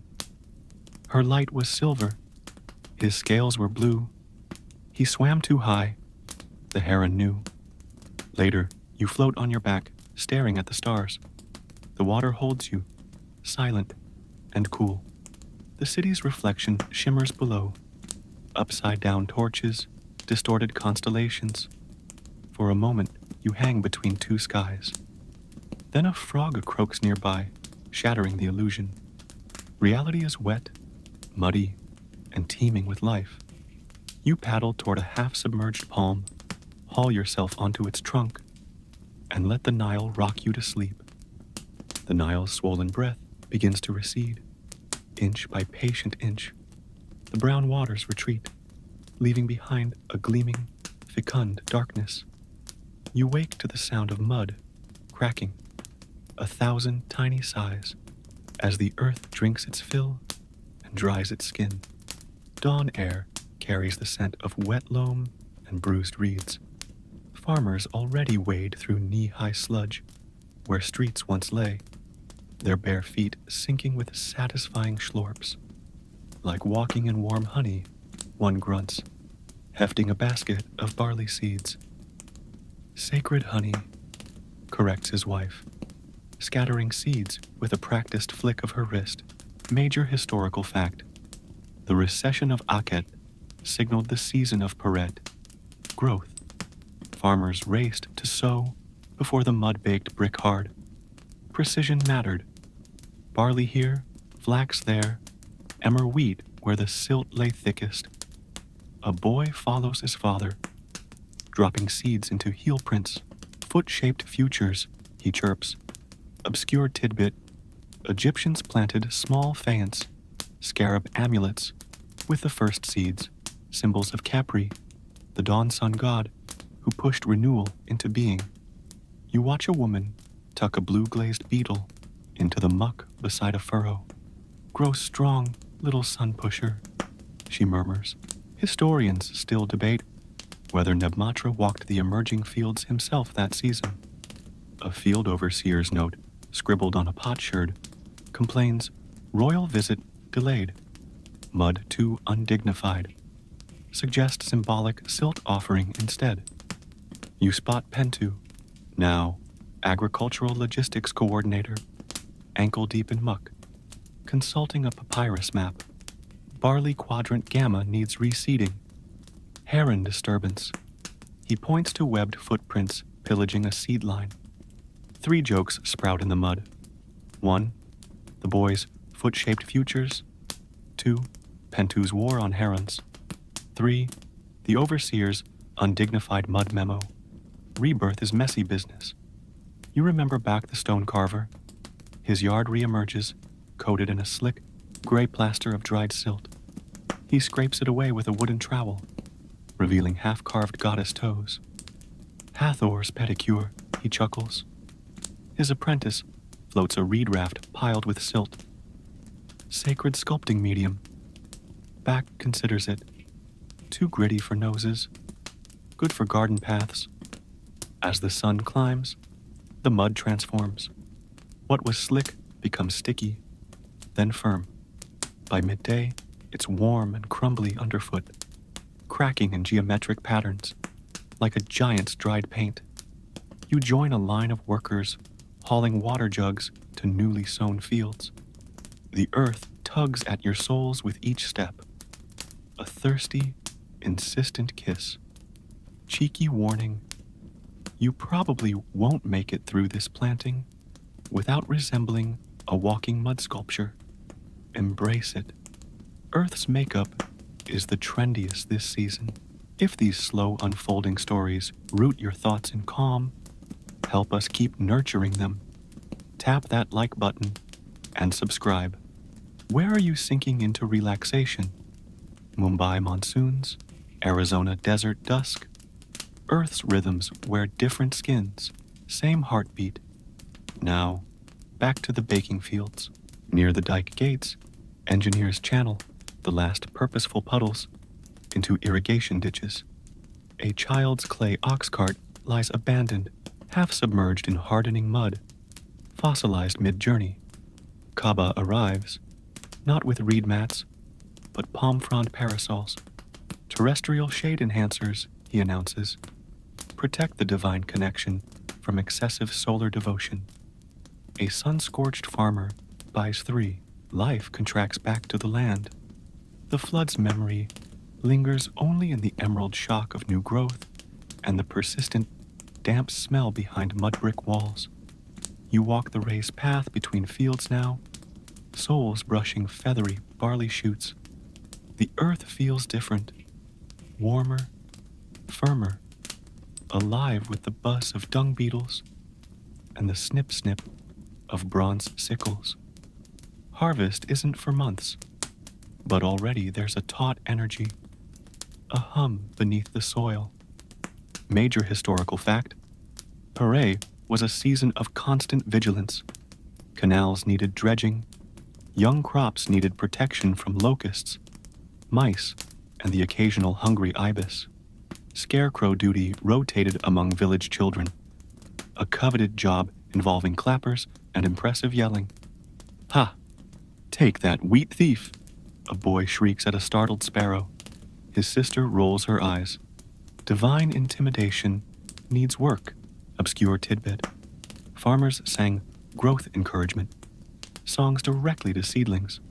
Melodies varied by crop. A lullaby for lentils, a marching tune for onions. An old woman croons to a flax patch. Stretch tall, little fibers, dream of becoming the vizier's best kilt. Her voice is raspy, tender. Historians still debate the exact moment sandals silently reappeared in Thebes. A laundry list fragment now includes royal foot wrappings, scented, 6 pairs, sandals, leather, gilded, 1 pair, discreet. You spot Nebmatra's distant litter, moving toward the temple of Amun. His feet, as ever, dangle unseen. But the bearers? One wears thickly woven reed anklets. Another sports stained leather strips around his heels. Loopholes bloom like poppies after a rain. 3 jokes hide in the barley. 1. The boy's divine intimidation tactics. 2. The vizier's kilt-destined flax. 3. The palace laundry's whispered footwear rebellion. You return to the necropolis hills. The stonemasons are back in force, their hammers ringing in the clear air. Bach supervises the placement of a massive granite offering table. Heave! Feel Geb's strength, he shouts. A worker mutters, feeling more like Geb's hernia. Their feet grind against stone dust, coating ankles in pale powder. Call it. The sandal maker's stall is back, no longer hidden. Proud displays of palm fiber sandals, papyrus slippers, even delicate gold wire sole enhancers. A sign reads, terrestrial adornments, sanctioned by divine precedent. Ask for Pentu's ruling. 47b. Crowds gather. The air buzzes with the sound of coin clinking. Pentu himself approaches, clutching a scroll titled Final Codification of Soil Interface Accessories. He looks weary, but triumphant. A compromise, he tells the sandal maker. Straps permitted if they do not impede direct epidermal communion with Kemet's sacred dust. He demonstrates, slipping on a papyrus sandal and pressing his bare arch onto exposed earth beside the stall. See? Partial contact maintains theological integrity. The crowd applauds. Bureaucracy has sculpted a masterpiece. As sunset stains the field's gold, you climb the temple of Hathor's outer wall. Below, families tread the hard-packed paths home. The rhythmic slap of mostly bare feet is punctuated now by the softer shush of reed sandals. The baker waves from her stall, her own feet clad in practical palm fiber. Silt-seasoned bread, now with less grit. On the horizon, Nebmatra's barge glides. No longer a garden, but restored to gilded elegance. Pharaoh stands at the prow, barefoot on the deck. But as the barge nears the royal dock, a servant kneels, placing a pair of simple rush sandals discreetly beside the disembarkation ramp. Nebmatra pauses. The crowd holds its breath. He steps, not into the sandals, but onto the ramp, his bare soles meeting the earth of the riverbank. A sigh ripples through the onlookers. Then slowly, deliberately, he bends and picks up the sandals, tucks them under his arm, walks toward the palace, bare feet pale against the dusk-dark path. You linger as stars emerge. The smell of baking bread, warm stone, and distant water blends into a perfume of continuity. The earth beneath you is solid, forgiving, endlessly patient. Somewhere, a flute plays the old tune of the lovesick crocodile. You wiggle your toes in the dust. The divine connection feels simpler now. Less decree, more quiet understanding. The river flows. The The crops grow, feet touch earth. Some things endure. The air thickens, heavy with the dusty sweet scent of ripening grain. Pere bleeds into Shemu, harvest. The Nile's gift transforms from promise to palpable weight. You walk the field margins, soles brushing against stalks, bowed like weary backs under the sun's relentless gaze. The barley has turned the color of beaten gold, whispering secrets in the hot breeze. Everywhere, the rhythmic snick-snick of bronze sickles fills the air, a metallic counterpoint to the drone of locusts and the distant bray of donkeys hauling empty carts towards the feast. Major historical fact: harvest was a communal frenzy. Entire villages mobilized, moving field to field in coordinated waves. Reapers, binders, gleaners, often children, and threshers worked in a dusty, sweat-slicked ballet overseen by scribes tallying the yield for temple tithes and royal granaries. Row Delta, faster, shouts a field boss, his voice hoarse, feet powdered yellow with chaff. Ra won't wait. A woman binding sheaves retorts, Ra doesn't have blisters. Obscure tidbit. The first cut grain was often offered to Renenutet, the cobra goddess of the harvest. A small shrine stood at the field's edge, piled with the finest golden stalks.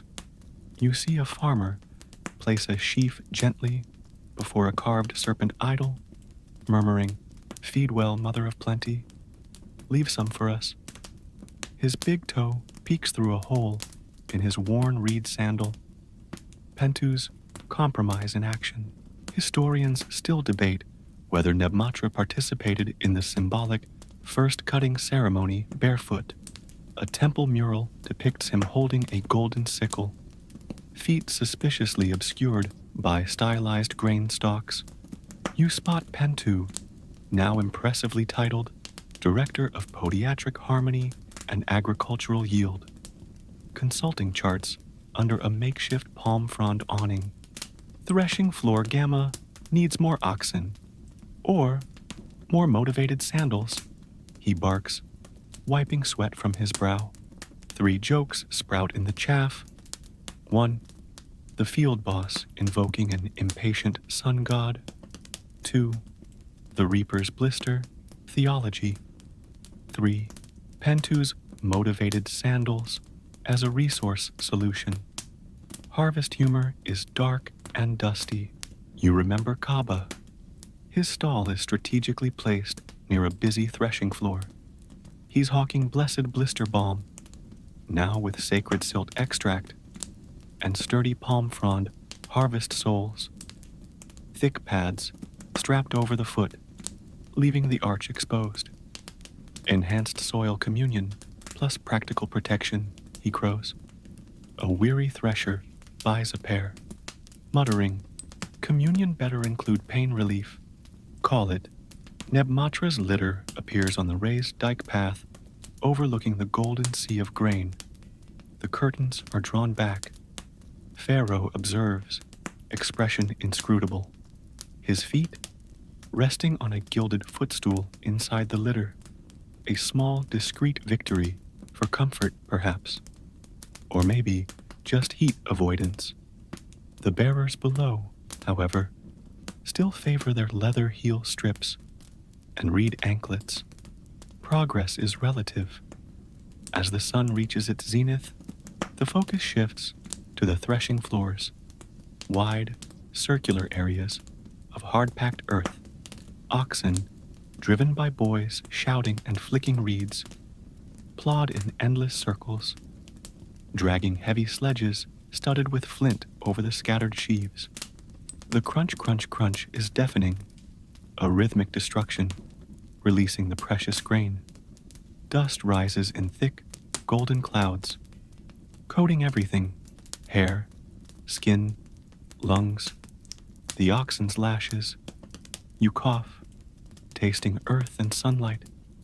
Cheeky warning: you probably won't make it through this harvest.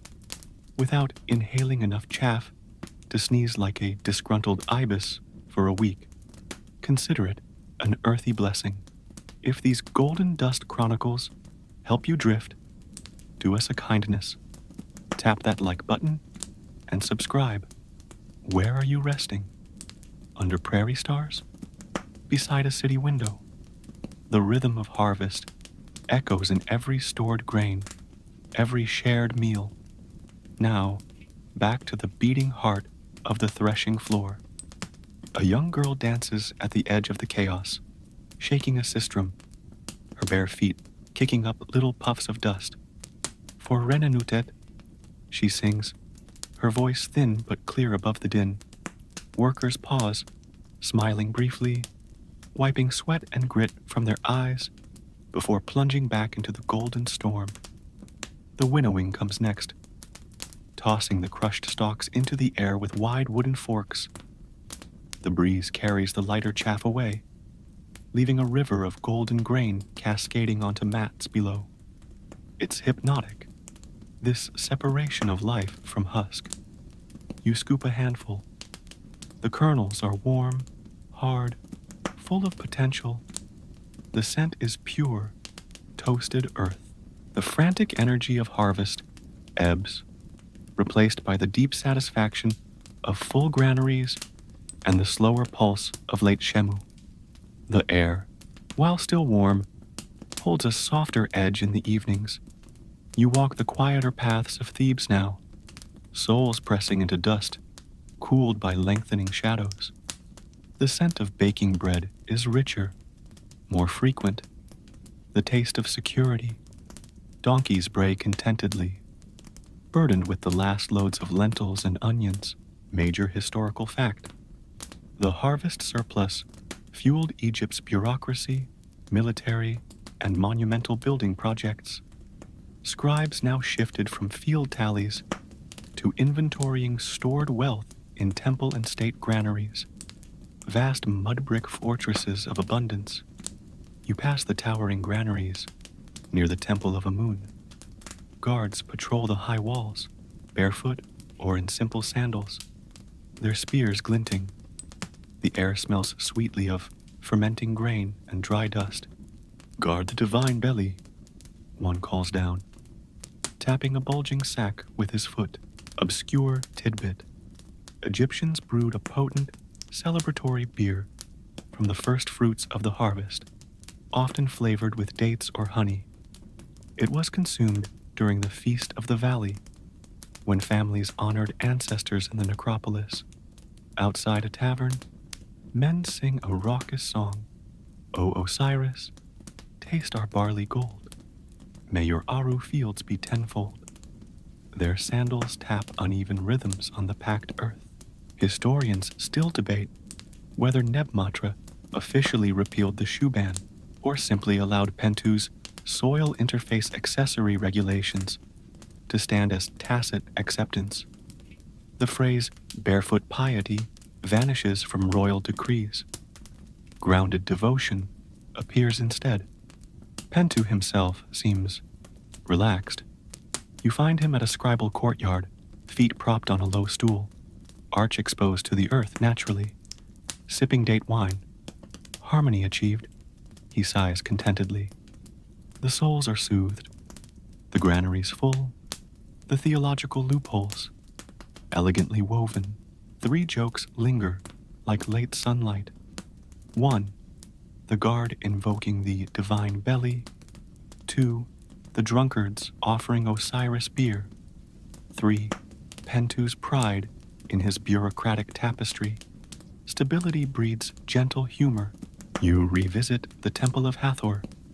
The lower chambers are dry, smelling of incense and cool stone. Priestesses move gracefully, their feet clad in thin linen slippers, the very picture of Pentu's partial contact solution.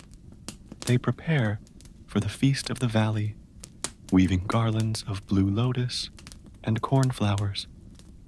For the blessed ancestors, one explains, her voice serene. They walk in cool gardens now, hopefully with softer paths. Call it the sandal maker's stall thrives.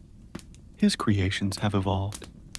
Delicate gold wire toe rings, celestial touches, sandals with soles of tightly woven papyrus, dyed lapis lazuli, path of heaven, even cushioned leather, inserts discreetly hidden within the papyrus weave, Geb's embrace. Faith and comfort, it seems, can be exquisitely accessorized.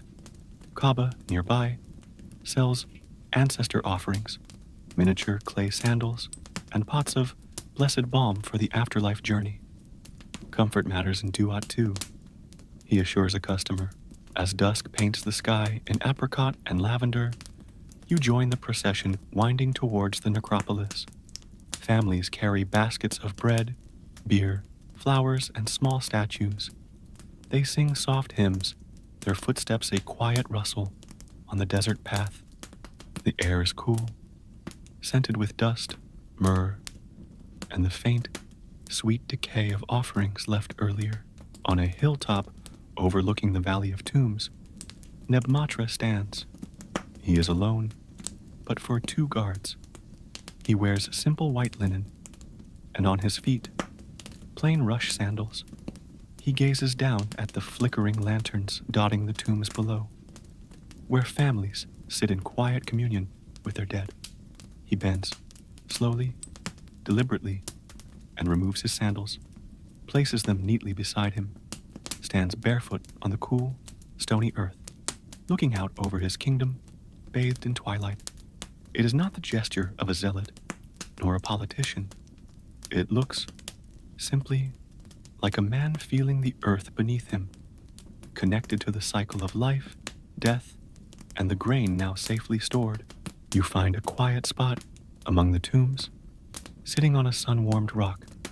Below, a family shares bread and beer beside an ancestor's stela. A child places a tiny blue faience scarab on the offering stone. Fireflies blink in the scrub. The last light fades from the western cliffs, leaving the world bathed in starlight and the soft murmur of remembrance.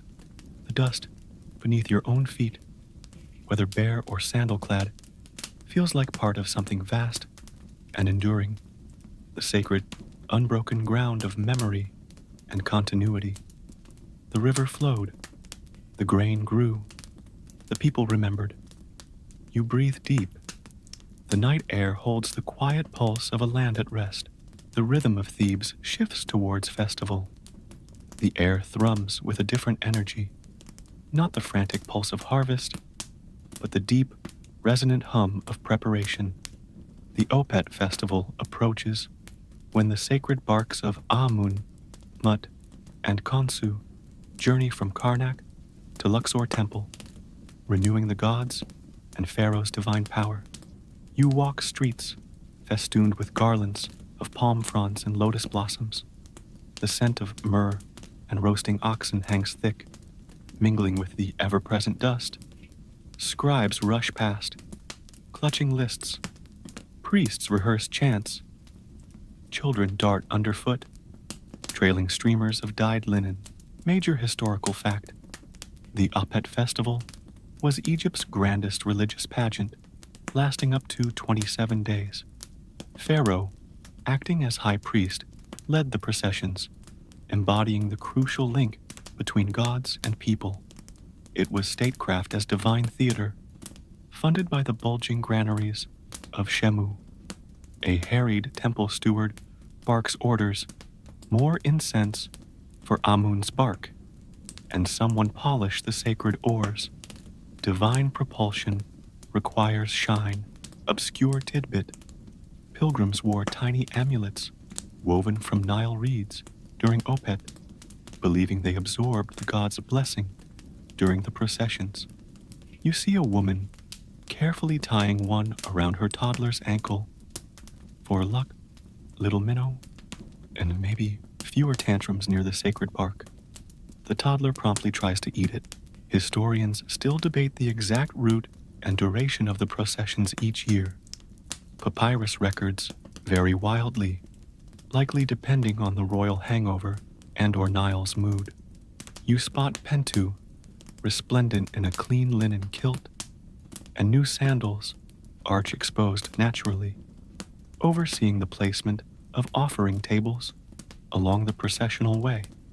Align them with Orion's belt, he instructs, squinting at a star chart held by a yawning apprentice.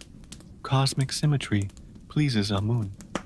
The apprentice mutters, Amun might prefer a nap. 3 jokes nestle in the festive chaos. 1. The steward's divine propulsion polishing. 2. The toddler's sacred amulet snack attempt. 3. The apprentice's suggestion of divine nap time. Grandeur requires grounding humor. You remember the stone carver Bach. His team is putting the final touches on the new sphinxes lining the avenue. Bach himself rubs oil into a freshly carved paw. His feet dusty, but clad in sturdy work sandals. Gotta look their best for the gods, he grunts. No chipped claws on Amun's watch. His apprentice buffs a sphinx's serene smile. Wonder if they get sore feet. Call it. Nebmatra's palace is a hive. Through an open gateway, you glimpse tailors fitting him with ritual robes, layers of pleated linen, a leopard skin mantle, the double crown. He stands very still, eyes distant. His feet, for once, are hidden beneath the robe's hem. A servant kneels nearby, holding not sandals, but a pair of simple, leather-soled ritual slippers for the temple's inner sanctum. Even gods need grip on polished floors. As dusk falls on the eve of the festival, a hush descends over Karnak. Torches flicker, casting long, dancing shadows on the massive pylons.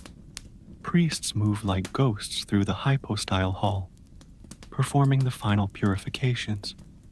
The scent of natron and sacred lotus is overwhelming.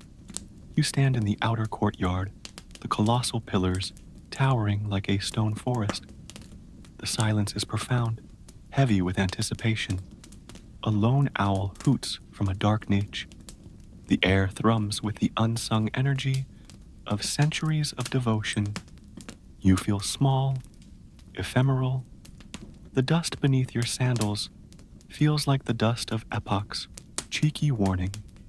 You probably won't make it through tomorrow's procession without getting jostled, sun-scorched, or accidentally blessed by a swinging incense burner. Embrace the divine chaos. If these echoes of ancient celebration ease your passage into sleep, help us keep the temple lamps lit. Tap that like button and subscribe. Where are you witnessing time's flow? Istanbul's call to prayer? Rio's carnival drums? Humanity's need for awe connects us all. Now let the silence deepen. A low, resonant horn blast shatters the calm. Then another. The festival begins. Dawn bleeds gold and crimson over Karnak. The silence explodes. Drums thunder, shaking the very stones beneath your feet. Trumpets blare. The colossal temple gates groan open, revealing the inner sanctum, bathed in torchlight, and the first rays of Ra. The procession emerges. First, ranks of shaven-headed priests, barefoot, swinging censers that billow clouds of fragrant smoke. Myrrh, frankincense, kaiphai, a visible prayer curling towards the heavens.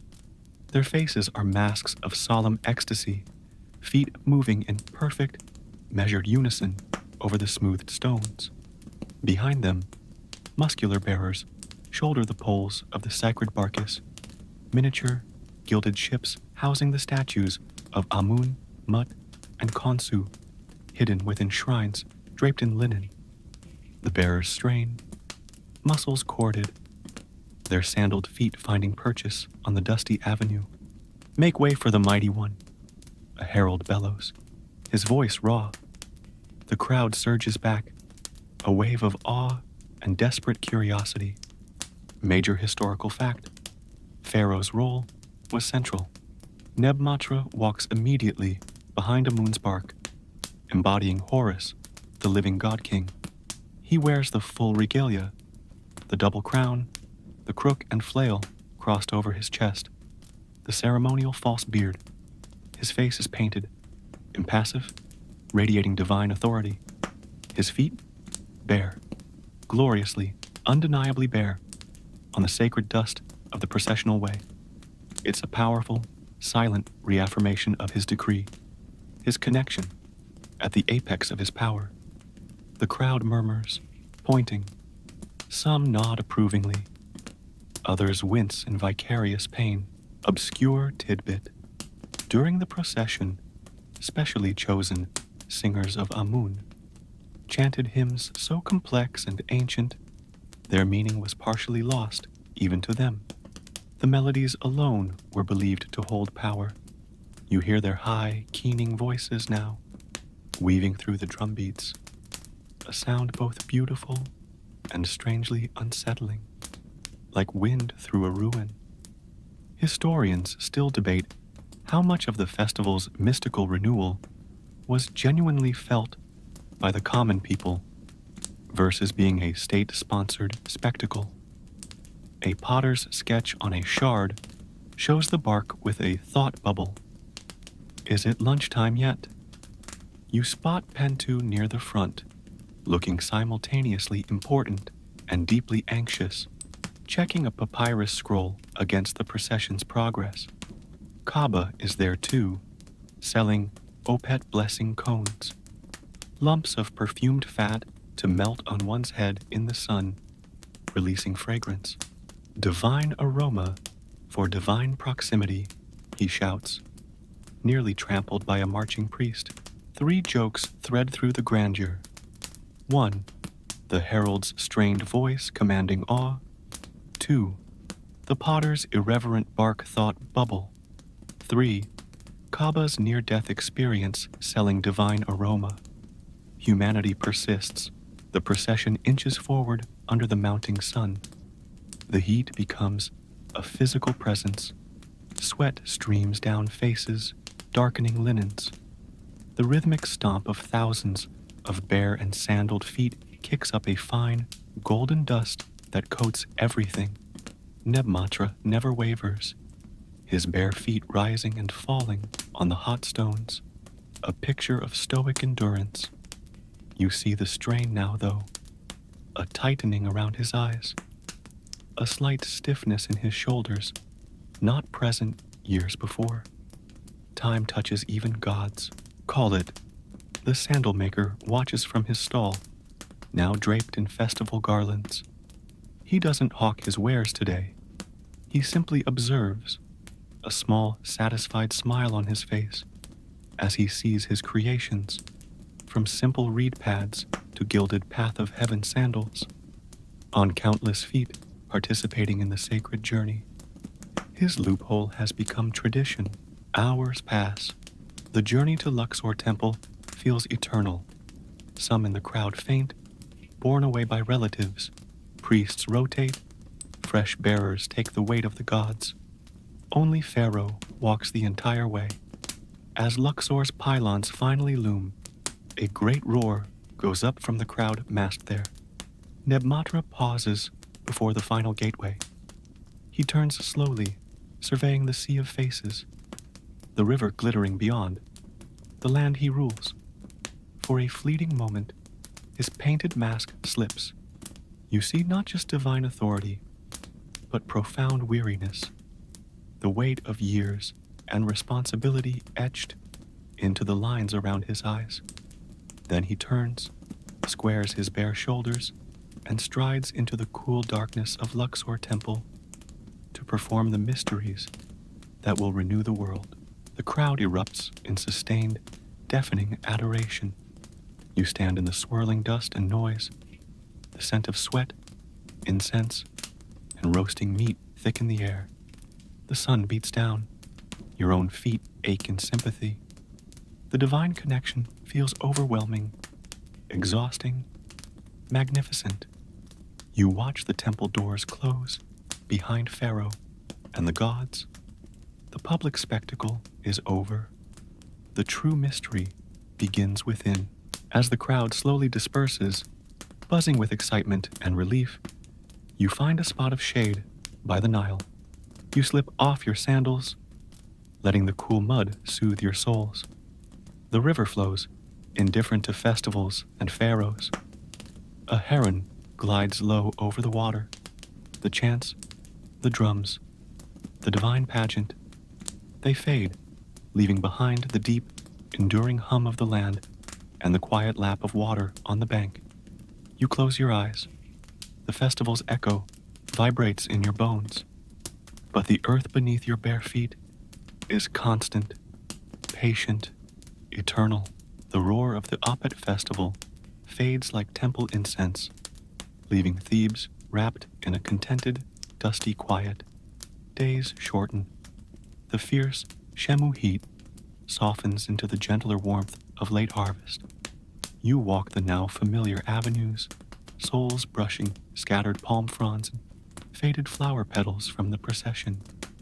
The air smells of baking bread, sun-warmed stone, and the first faint hint of decay from the river's reeds turning gold. A sense of completion hangs heavy, sweet as overripe figs. Major historical fact: post-festival, Egypt entered a period of administrative consolidation. Scribes finalized tax records based on the harvest yield stored in towering granaries, calculated labor quotas for upcoming monument projects, and documented complaints about festival-related property damage. A harried official listens to a potter. Sacred bark bearers backed into my stall, smashed 6 Path of Heaven sandal prototypes. The official sighs. Divine redirection of commerce. Claim denied. Obscure tidbit. Egyptians believed the lingering scent of festival incense warded off malevolent spirits for weeks. People hung tiny, charred remnants of kai-fi cones above doorways. You see a child carefully tying a blackened lump of fragrant resin over his home's lintel. "Bye-bye, grumpy ghosts," he whispers. Historians still debate the physical toll the barefoot Opet procession took on Nebmatra. A palace physician's fragmentary note mentions royal feet, persistent inflammation, application of cool mud, honey, and prayers. Patient insists divine discomfort is ephemeral, prognosis stubborn. You glimpse the pharaoh in his shaded garden pavilion. He sits not on his throne, but on a simple stool. His famed bare feet rest in a basin of water where lotus petals float. A servant gently massages his swollen ankles. His face is lined, eyes closed. The regal impassiveness is gone, replaced by weary relief. 3 quiet observations. 1. The potter's divinely redirected disaster. 2. The child's ghost management. 3. The image of Pharaoh's feet finally getting a break. Even if divinely ephemeral, majesty meets mundane ache. You return to the riverbank where fishermen mend nets, their movements slow and practiced. The water is lower, clearer, flowing with the calm certainty of a task completed. "Good festival," an old fisherman remarks, nodding a line with gnarled toes. Gods seemed pleased, less grumpy than last year. He nods towards the palace. He walked it all. Bare. There's a touch of reluctant respect in his voice. Call it. Pentu strolls by, sandaled feet kicking up little puffs of dust. He carries a single, slim papyrus scroll, tied with a blue ribbon. Final edict of harmonious terrestrial engagement, he announces to no one in particular, a smile playing on his lips. Filed. Archived. Done. He pats the scroll fondly. His life's work, codifying the barefoot loophole. As the afternoon wanes, you climb the stairs to the temple of Hathor's roof. Priestesses weave funeral garlands now, not for gods, but for the recently departed. The feast of the valley lingers in quiet acts. A novice hums a harvest hymn, her fingers deft with cornflowers. The air is cooler, smelling of dried petals and impending autumn. Below, the sandal maker's stall bustles. Orders for Geb's embrace, cushioned inserts are booming. Comfort, it seems, is a lasting legacy. Cheeky warning: you probably won't make it through this gentle decline of summer without stepping on a particularly sharp remnant of festival glitter. Consider it a final, sparkly blessing. If these quiet echoes of an ancient rhythm ease your mind, help us preserve the stillness, tap that like button and subscribe. Where are you watching the season turn? New England's fiery maples? Kyoto's ginkgo gold? The earth tilts us all towards rest. Now, let the afternoon soften. You find Neb Matre still in his pavilion. The basin is gone. He stands at the balustrade, looking west towards the necropolis hills. Bathed in the long, golden light, he wears simple linen, no crown. On his feet, those plain rush sandals. He stands very still, watching the shadows stretch long across the land he ruled, connected by decree, by pain, by the simple act of standing on the earth. A heron flies low over the river, a silent gray arrow against the molten gold of the water. Pharaoh watches it until it vanishes. A new crispness edges the dawn air. The fierce blue of the Egyptian sky deepens, hinting at the coming Akhet. Mornings arrive wrapped in mist that burns off slower, revealing spider webs jeweled with dew on the reeds. You walk the paths outside Thebes now, souls whispering through grasses drying to pale gold. The frantic energy of growth and harvest has subsided. The land itself seems to exhale, preparing for the river's return. Major historical fact: late Shemu was a time for repairs and reflection. Farmers mended dikes and irrigation channels.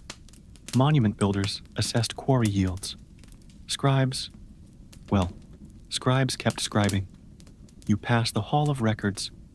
The chief archivist directs apprentices airing out papyrus scrolls in the courtyard. Sunlight, but no moisture, he barks, his own feet still bare, looking like ancient papyrus themselves. Knowledge is delicate. Unlike certain feet, obscure tidbit.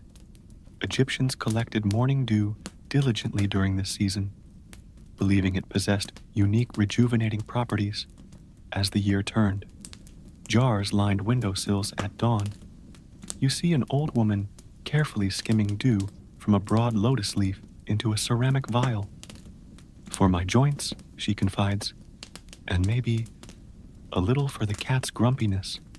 A sleek tabby watches unimpressed. Historians still debate the nature of Neb Matre's final illness. Symptoms recorded vaguely: waning strength, evening fevers, discomfort in the royal foundation, possibly referring to feet or something less poetic.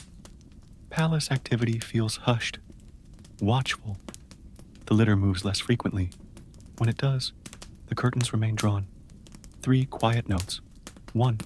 The archivist's comparison of feet to papyrus. 2. Dew for joints and feline moods. 3. The vague, ominous discomfort in the royal foundation. Life's end often arrives in whispers. You visit back the stone carver. His yard is busy, but the mood is somber. They work on a sarcophagus lid of exceptional smoothness. The stone, a deep, flawless black. Diorite. Back murmurs, running a hand over the surface. Hard as fate, cool as midnight. His own sandals are finely made now. Geb's embrace, evident in the padding. He doesn't look at you. His focus is absolute. Chisel whispering on stone. A work for eternity. Call it Pentu is seen entering the palace complex, his usual scroll replaced by a simple linen pouch. His face is grave. The bureaucratic dance is over. The final accounting begins. Outside the palace walls, Kaba subtly shifts his stock. Miniature clay sandals and pots of journey balm appear beside his usual wares. The people sense the turning as the sun dips low, casting long, melancholy shadows. You climb the western cliffs, overlooking the Nile Valley. The view is vast. The green ribbon of the river, the patchwork of fields fading to brown, the distant gleam of temples, the geometric order of the necropolis. The air is cool, smelling of dust, dry time, and infinite distance. Below, a single barge, draped in dark linen, moves slowly, silently downriver, towards the setting sun. No gilded prow, no cheering crowds, just the dip of oars and the quiet swirl of water. Nebmatra, Amenhotep III, the pharaoh who banned shoes to feel closer to the gods, son of Ra, wearer of the reed and bee, beloved of Amun, begins his final journey. You stand on the cliff as the last light bleeds from the sky, staining the western horizon the color of dried pomegranate, then ash, then indigo. Stars prick through, cold and bright. The silence is immense, broken only by the wind sighing over the rocks and the distant eternal murmur of the Nile far below. The earth beneath your feet, whether bare or sandal-clad, feels ancient, patient, and utterly indifferent to the comings and goings of kings. It held his weight, his blisters, his convictions. Now, it holds only memory and the slow turn towards another flood, another season, another dawn. You breathe the cool, clear air. The connection feels simpler now, not decreed, but inherent. The solid ground, the flowing water, the dust of pharaohs, the quiet pulse of life continuing. You sit, drawing your knees close. The valley sinks into velvety darkness, dotted with the tiny, brave lights of lamps in homes and tombs. The great cycle turns. A shooting star scratches a brief, silver line across the vault of the night. You make no wish. The world is vast, beautiful, and resting. The days blur into a hushed, amber-toned limbo. Thebes holds its breath. Smoke from morning braziers coils lazily above rooftops, scenting the air with pine resin and myrrh. A bittersweet perfume of absence. Shops remain shuttered. Streets feel wider, emptier. Footsteps muffled by a layer of reed mats, laid down to soften the earth's grief. Even the donkeys seem subdued, their brays softened to throaty rumbles. Major historical fact. Official mourning for a pharaoh lasted 70 days, mirroring Osiris's time in the underworld before resurrection. During this period, all non-essential labor ceased. Courts closed, markets paused, life narrowed to ritual lamentation and the meticulous preparation of eternity. You pass the Hall of Records. The chief archivist sits motionless on the steps, a single scroll about flood levels open but unread on his lap. His bare feet rest on the reed matting, looking frail as dried river clay. Obscure tidbit, professional shadow dancers performed nightly outside the palace walls. Clad in black linen, they enacted stylized scenes from the pharaoh's life, using only silhouettes cast by flickering oil lamps. A silent, moving obituary. You watch them one evening. A shadow figure strides, back straight, then stumbles, clutches its feet, rises again. The crowd sighs. Historians still debate how immediately Nebmatri's son enforced or ignored the shoe ban. A fragmentary order from the new palace mentions prior decrees remain under review. pending celestial consultation. Pentu is seen entering the administrative quarters, his edict of harmonious terrestrial engagement scroll clutched tightly. He emerges hours later, the scroll still in hand, his face a careful mask. The bureaucratic dance adapts to new music. 3 quiet ironies linger. 1. Reed mats softening the earth's grief. 2. The archivist paralyzed by halted knowledge. 3. Pentu's scroll caught in celestial red tape. Change whispers through the stillness. Call it, Kaba's stall reopens, draped in somber indigo cloth. He sells miniature alabaster feet, symbols of the sacred stride, and vials of tears of Isis balm, scented water with flecks of silver. Comfort for the mourning soul, he murmurs, his usual bombast dampened. A woman buys a vial, dabbing some on her cracked heel. For him?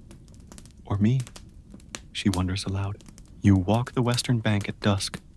The necropolis workers toil silently, deepening the tomb shaft that will house Nebmatra for eternity.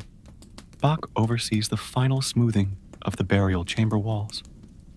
His chisel strokes are slow, precise, almost reverent, smooth as a water-worn pebble, he mutters, running a calloused hand over the limestone.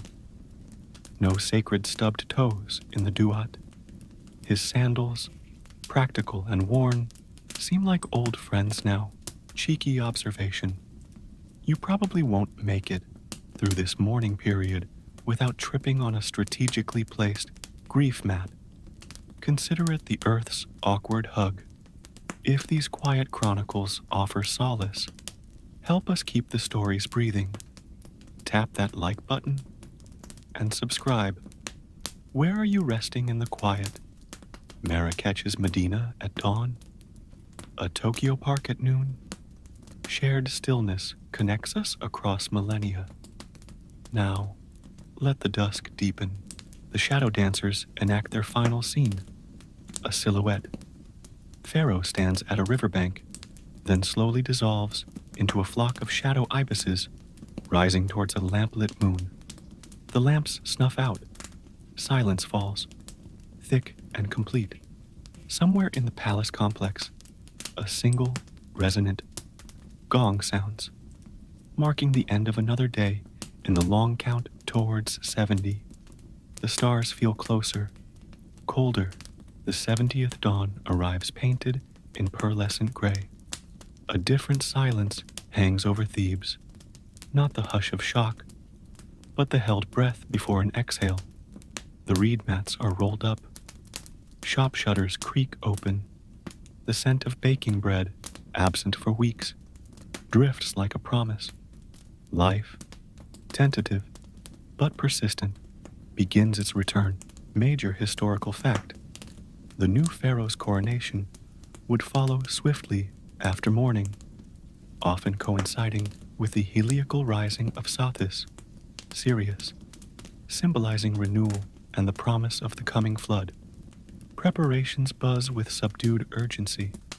You pass tailors airing out bolts of fresh linen for the son of Ra's shoulders, and jewelers polishing the double crown's golden serpent. Obscure tidbit. On coronation eve, priests released thousands of honeybees in the temple precincts. Their humming was believed to carry the people's approval to the gods. Buzz for the king, a young acolyte whispers excitedly, setting a wicker hive near the Karnak gateway. An older priest eyes it warily. Just aim them away from the sacred wigs. Historians still debate Nebmatra IV's, Amenhotep IV Akhenaten, earliest reforms. Later, iconoclasm casts long shadows. But this dawn holds only cautious hope. You see Pentu near the docks, deep in conversation with the new pharaoh's vizier. He gestures with his scroll. The vizier nods, then points firmly at Pentu's sandaled feet. Pentu looks down, then slowly, deliberately, peels off his sandals. He stands barefoot on the dusty stone. The vizier claps him on the shoulder. Pentu's smile is small, tight, but real. The harmonious terrestrial engagement policy endures. For now, 3 observations bloom with the day. 1. The acolyte's bee-based democracy. 2. The priest's wig anxiety. 3. Pentu's symbolic return to bare feet. Continuity wears new sandals, or none. Call it the sandal maker's stall bustles. Orders pour in, not for Geb's embrace or path of heaven, but for simple, sturdy reed sandals and leather work straps. The elaborate loopholes feel like artifacts of another time. He works swiftly, humming. A sense of practicality settles over the city, like the morning mist burning off the river. You visit the riverbank. Farmers are back, testing the soil's firmness, planning the first plantings of Pharaoh. The old man, who wept at the flood's arrival, now squats, crumbling dark earth between his fingers. Good tilth, he pronounces, deep and sweet. Nebmatra's feet blessed it. He says the name softly, without fanfare, a simple acknowledgement as the sun climbs. You climb the stairs to the temple of Hathor's roof garden. Priestesses tend late-blooming mandrakes and blue lotuses. They wear simple linen slippers. The air smells of damp earth and green growth. The novice from the flood days gently uproots a withered basil plant. Making space, she says. New seeds need room. She glances towards the palace, then back to the soil. Her meaning is gentle, clear. Dusk approaches, heavy with the scent of beeswax candles and anticipation. Crowds gather silently along the processional way leading to Karnak. Torches flicker to life. You find a spot near a sycamore tree, its roots gripping the ancient stones. The air thrums not with drums, but with a deep, collective stillness. Then, a single, pure trumpet note cuts the twilight. The new Pharaoh emerges from the palace gateway. He is young, slender, crowned with a red and white pashent. His stride is different, quicker, less measured than his father's.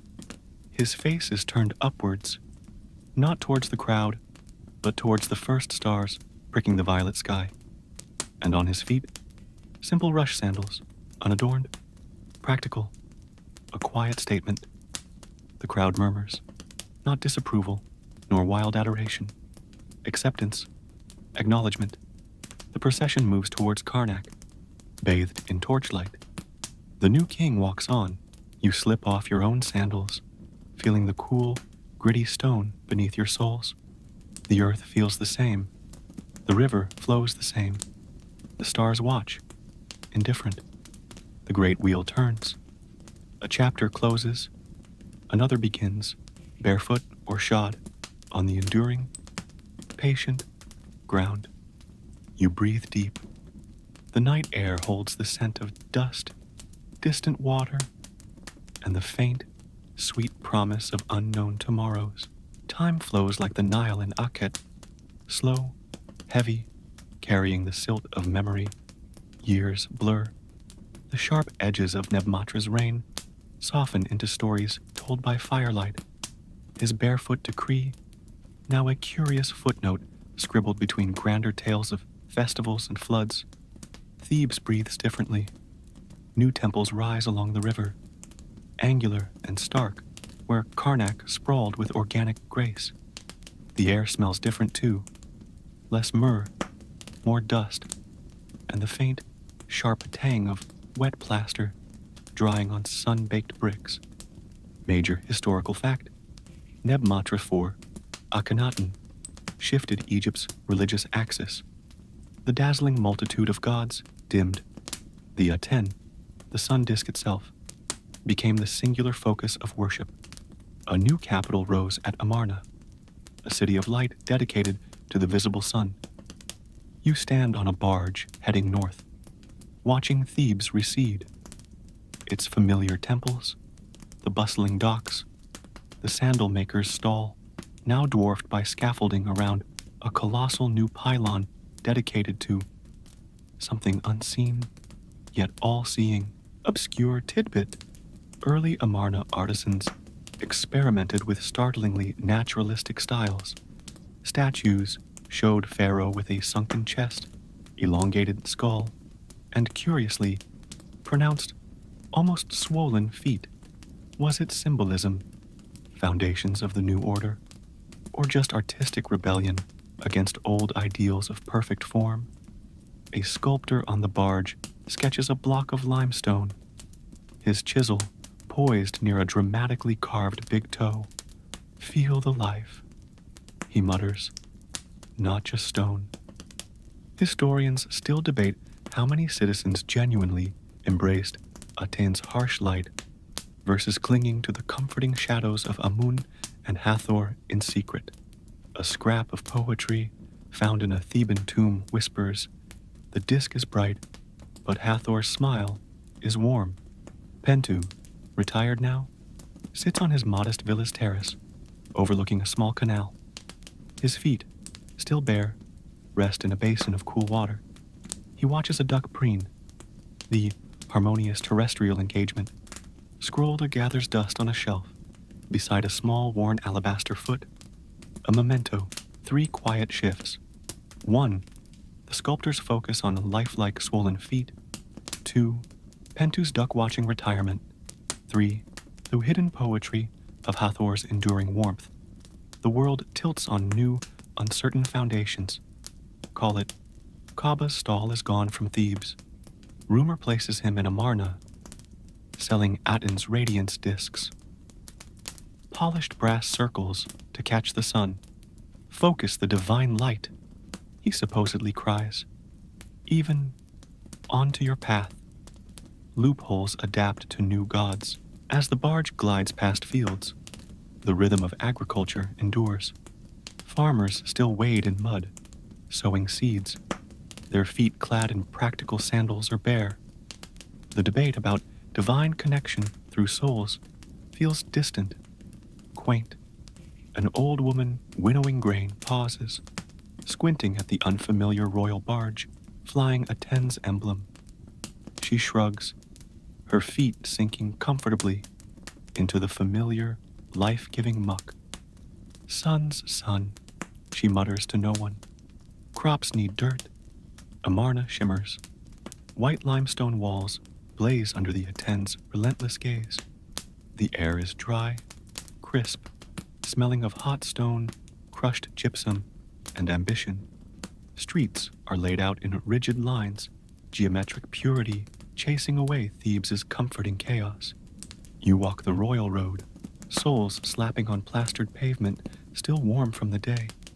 Shade is scarce, precious. Everything feels exposed, bathed in the disk's unforgiving light. Major historical fact: Akhenaten's revolution was profound. Art, religion, administration reshaped around the Aten.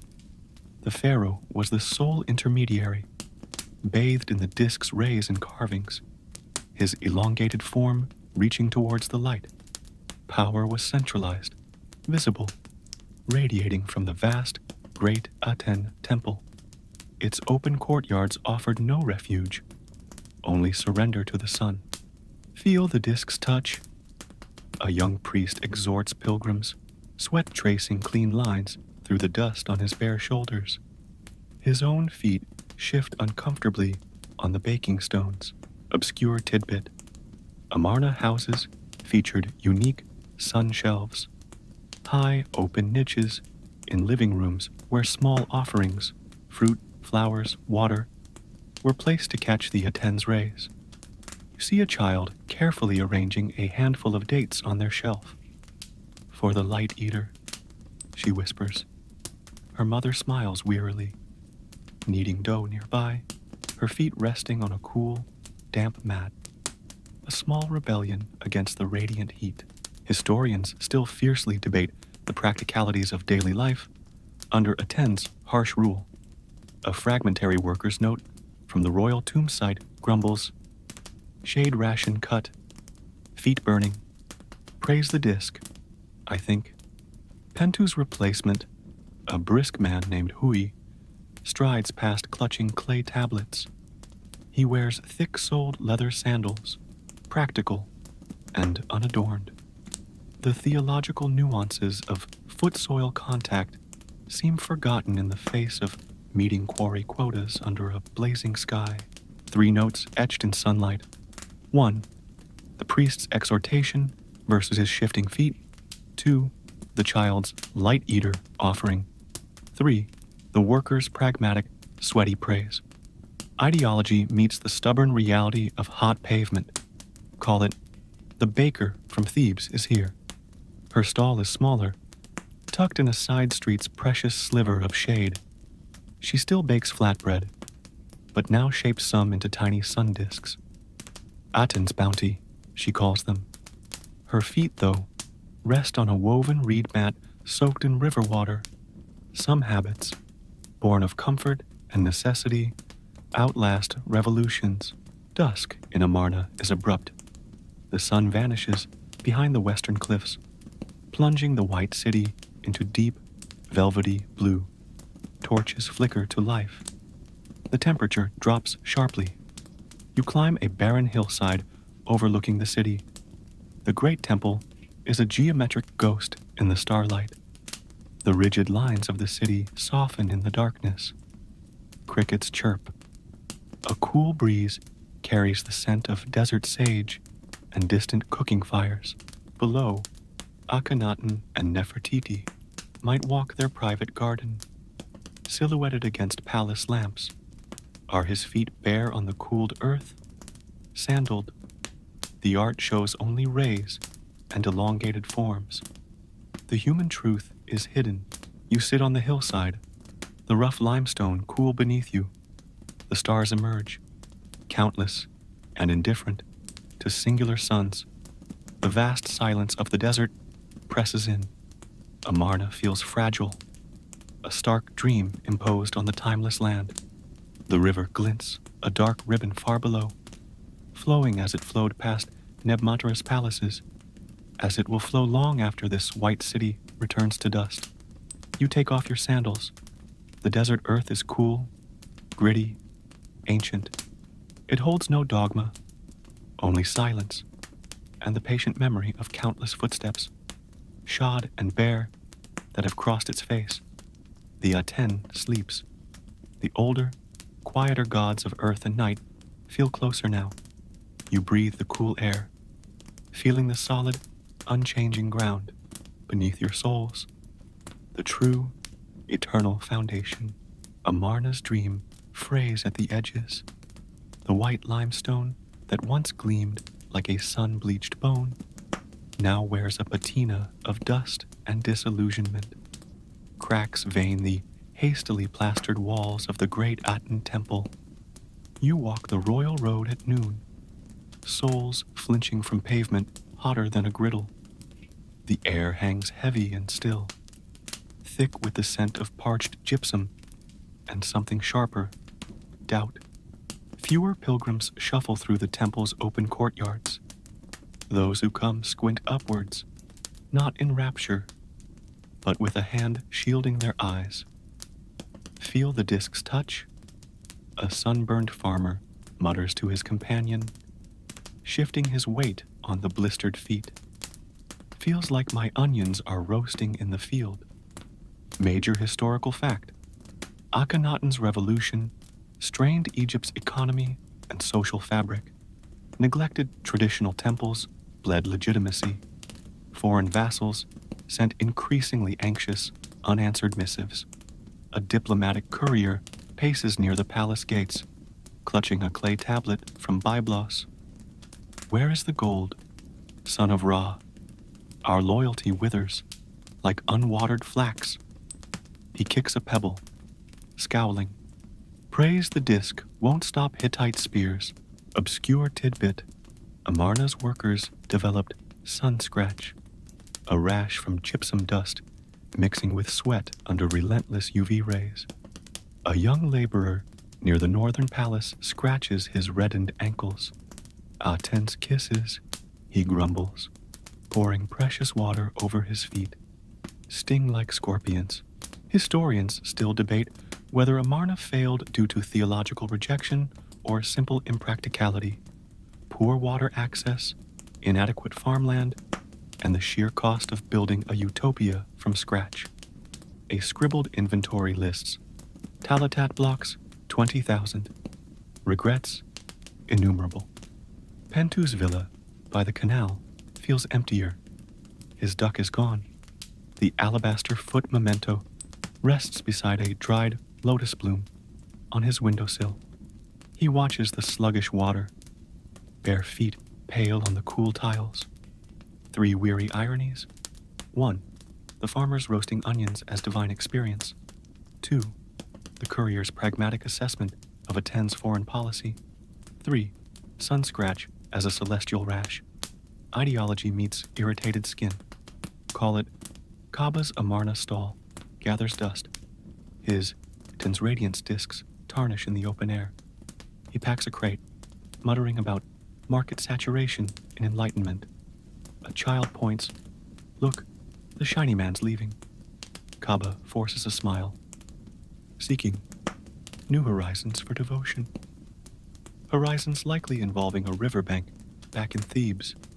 As the sun bleaches the sky white, whispers coil through the city's geometric streets like desert snakes, plague in the workers' quarters. The queen's sister fled back to Thebes. Pharaoh only walks at dawn now, they say, before the stones boil. The rigid lines of Amarna feel less like order, more like a cage. Cheeky warning. You probably won't make it through this Amarna afternoon without your shadow feeling thinner than a pharaoh's promise. Hydrate. Seek shade. Question cosmic singularities. If these echoes of lost dreams help you drift, anchor them with a tap. Like button. Subscribe. Where are you weathering your own seasons? Montevideo's sea breeze? Helsinki's white nights? All human endeavors eventually return to dust and stories. Now, retreat to the scant shade. You find the baker in her sliver of shadow. She no longer shapes sun-disk bread. Instead, she presses familiar Theban flatbreads. Round, sturdy, comforting. Dough remembers, she says simply, offering one.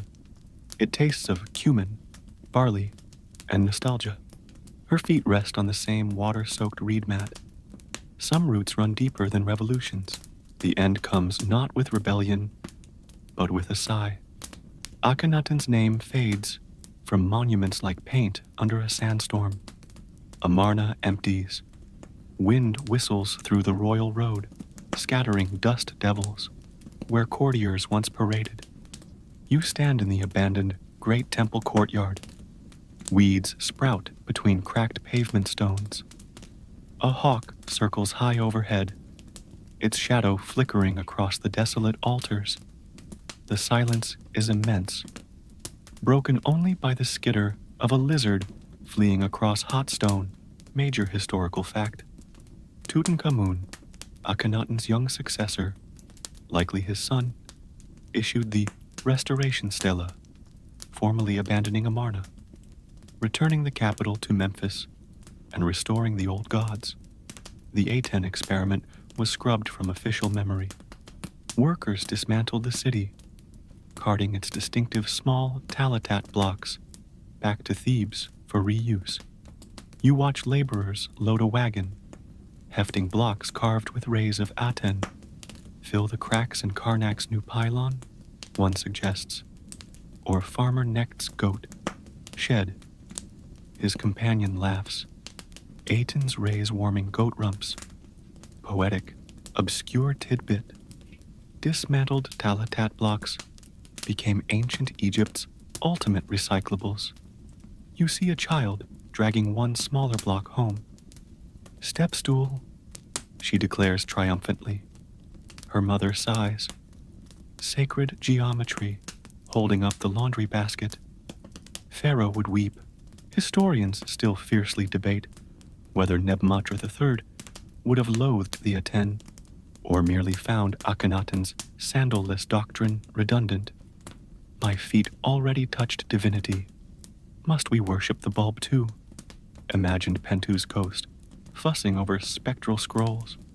Pentu, in truth, passed quietly months before the abandonment, found seated by his canal, bare feet in the water, eyes fixed on the horizon where Thebes lay. His alabaster foot memento was buried with him, a final connection to the earth he helped navigate. 3 echoes in the ruins. 1. Aten's rays, repurposed for goat comfort. 2. The Talatat as humble step-stool. 3. Pentu's ghostly, imagined critique. History recycles everything. Stone, belief, bureaucratic angst, call it. The sandal maker's shop thrives again in Thebes. He crafts no path of heaven sandals now. Just sturdy reed and leather. Kaaba is back too, selling proven amulets, pre-disc purity guaranteed, beside vials of Nile water. True devotion needs tradition, he cries, though his voice lacks its old bombast. The baker nods from her stall, kneading dough with familiar rhythm. Bread tastes right again, she says. Sun's good, dirt's better. As the Nile floods predictably, blessedly, you climb the western cliffs one evening. Below, Thebes pulses with renewed life, torches flickering along the processional way. The distant chant from Karnak, the smell of mud, fish, and humanity. Nebamatra's tomb lies undisturbed in the Valley of the Kings, a silent monument to a quieter, stranger piety. You sit where you once watched his funerary barge. The air is cool, scented with desert thyme and the river's damp breath. Stars emerge, countless, ancient. The Aten's harsh, singular light is gone, replaced by the soft, familiar tapestry of constellations that guided farmers and pharaohs long before Amarna's white dream. A shooting star streaks, a brief scratch of silver light. You remember sitting here years ago, making no wish. You make none now. The river glints darkly below, flowing past the ruins of ambition and the endurance of memory. Thebes endures. The fields endure. The patient earth beneath your bare feet endures. You breathe deep, the dust of forgotten kings and resurrected gods soft in your throat. The great wheel turns, grinding grand visions into sand, yet the essential things remain. Water, soil, seed, and the quiet, stubborn pulse of life, walking softly on the land. The connection Nebmatra sought wasn't in a decree or a disc, but simply here, in the cool grit against your skin, the vast sky above, the river's endless song. You close your eyes. The night holds you. Time becomes silt. Centuries drift, like pollen on the Nile's slow current. You stand on the river bank near Thebes, but the city whispers now through scattered stones and memory. Karnak's mighty pylons still claw at the sky, scarred but stubborn, their shadows stretching long over fields worked by farmers whose sandals are simple, practical, unburdened by theological debate. The air smells of damp earth, donkey dung, and the faint, sweet rot of fallen figs. A kingfisher darts, a blue flash over brown water. The rhythm is older than Pharaoh's. Flood, plant, harvest, rest. Major historical fact. Nebmatra Amenhotep III sleeps deep in the Valley of the Kings. His tomb, though plundered long ago, still holds echoes of his reign. Fragments of wall paintings showing barefoot processions, hymns praising the sacred ground. His mummy rests elsewhere, moved by anxious priests in a later turbulent age. His bones, Wherever they lie, carry no sandals. Obscure tidbit. Local farmers near the ruined Amarna tell tales of El Malik, El Hafi, the barefoot king, a spectral figure walking the desert at dawn, his feet leaving no prints, searching for something lost in the sands. Children dare each other to leave reed sandals at crossroads for him. Sometimes they vanish. Historians still debate whether Nebmatra's decree fundamentally changed Egyptian spirituality or was merely a fascinating footnote in the vast scroll of dynastic quirks. A modern scholar sifts through pottery shards, muttering, podiatric piety versus practical podiatry. Where's the data? The sandal maker's descendants still ply their trade in Luxor, weaving palm fiber and leather, unaware their craft was once entangled with divine connection. 3 quiet reflections. 1. The spectral barefoot, king of folklore. 2. The scholar's frustrated quest for podiatric piety data. 3. The humble, enduring craft of sandal making, divorced now from celestial mandates. Time smooths all edges. Call it the baker's lineage continues. Flatbread, round and smelling of cumin, is sold near the Colossi of Memnon. 2 vast, weathered statues of Nebmatra himself, gazing eternally east. Tourists nibble, unaware the stone giant's feet, eroded by floods and wind, were once believed to touch the earth with sacred intimacy. A small girl drops crumbs. Pigeons descend, pecking near the colossal stone toes. As the sun dips, painting the river in molten gold and bruised purple, you climb the low hill where the Ramesseum stands. Ramses II's monument to his own glory. You sit on a fallen block, warm from the day. Below, a felucca glides silently, its sail a pale triangle catching the last light. The slap-slap of water against its hull is a timeless rhythm. You slip off your shoes. The dust is warm, fine as ground amber. You press your soles against a stone, worn smooth by countless feet. Pharaohs, priests, farmers, conquerors, slaves, tourists. The connection Nebmatra sought isn't in decrees or debates. It's here, in the cool solidity of the earth as twilight falls, in the scent of water and dust, in the quiet pulse of life persisting. The gods he sought to feel through his feet are gone, replaced by the whispering wind and the distant call to prayer from a village mosque. Yet something endures, the simple, profound act of standing on the land, grounded in the long, patient story of this place. The stones remember, the river remembers, your own tired feet remember the dust of millennia.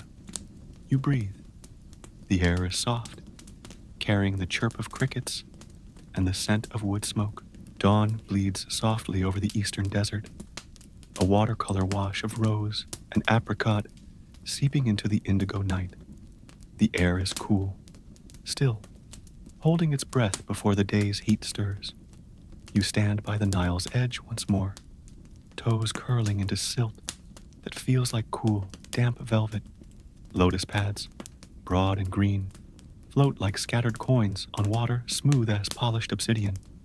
A heron stands sentinel on one leg in the shallows, mirror perfect in the glassy surface. Somewhere far off, a donkey brays, the sound echoing faintly across the water, a thread connecting this dawn to 1,000 others. Palm fronds rustle softly, a whisper in a language older than hieroglyphs. The frantic energy of markets, the clamor of festivals, the weight of royal decrees, all have dissolved into this profound quiet. The river flows, wide and unhurried, carrying stories downstream, like fallen leaves. Nebmatra's desperate grasp for the divine through the soles of his feet. Akhenaten's blazing, failed dream of a singular sun, Pentu's scrolls, and Kaba's hawking, the baker's enduring dough. They are ripples now, smoothed into the vast, silent current of time. You feel the cool water seep around your ankles, gentle as a sigh. Tiny fish dart, silver flashes in the murk. A frog croaks, a low, resonant note that hangs in the still air. Breathe in the scent of wet earth and bruised reeds. Breathe out the modern world's tightness, its screens and sirens, its relentless forward rush. Here, time stretches like the river itself, slow and deep. The stones of Karnak, warmed by countless sunrises, hold the memory of barefoot priests and the scent of Kaifi. The dust of the Valley of the Kings cradles dreams of eternity, woven in gold and lapis. The cracked mud of abandoned Amarna, whispers of ambition cooled under indifferent stars. All of it is held, quiet, in the patient embrace of the land. You are standing where farmers stood, sowing seeds into the black gold left by the flood, where stone carvers paused, wiping sweat from their brows, their chisels singing against granite destined to outlive empires, where mourners wept, their grief as raw and real as the earth beneath their feet, where lovers met by moonlight, their promises as fleeting and beautiful as fireflies over the reeds. The connection isn't forced, not decreed. It's inherent. It's the cool grit against your skin, the solid ground beneath you, the endless sky above, the ceaseless murmur of the water. It's the simple, ancient truth of being a small, temporary creature, standing on a very old planet. Feel the weight lift. The sun's rim breaks the horizon, spilling liquid gold across the water. The heron unfolds its other leg, takes a slow, deliberate step. The light spreads, warm and gentle, touching the palm fronds, the lotus blossoms, the worn stones of the temple, the dust on your own feet. It touches everything equally, the grand and the humble, the remembered and the forgotten. Listen to the river's soft song. Let it carry your thoughts away, downstream, dissolving like sugar in tea. There is no need to hold on. The earth is solid. The sky is vast. The water flows. You are here now, a breath in the long, slow exhale of history. Let your eyes grow heavy. Let the light on the water blur into a shimmering path. Let the rustle of reeds become a lullaby. The heron spreads its wings, a slow, gray arc against the brightening blue.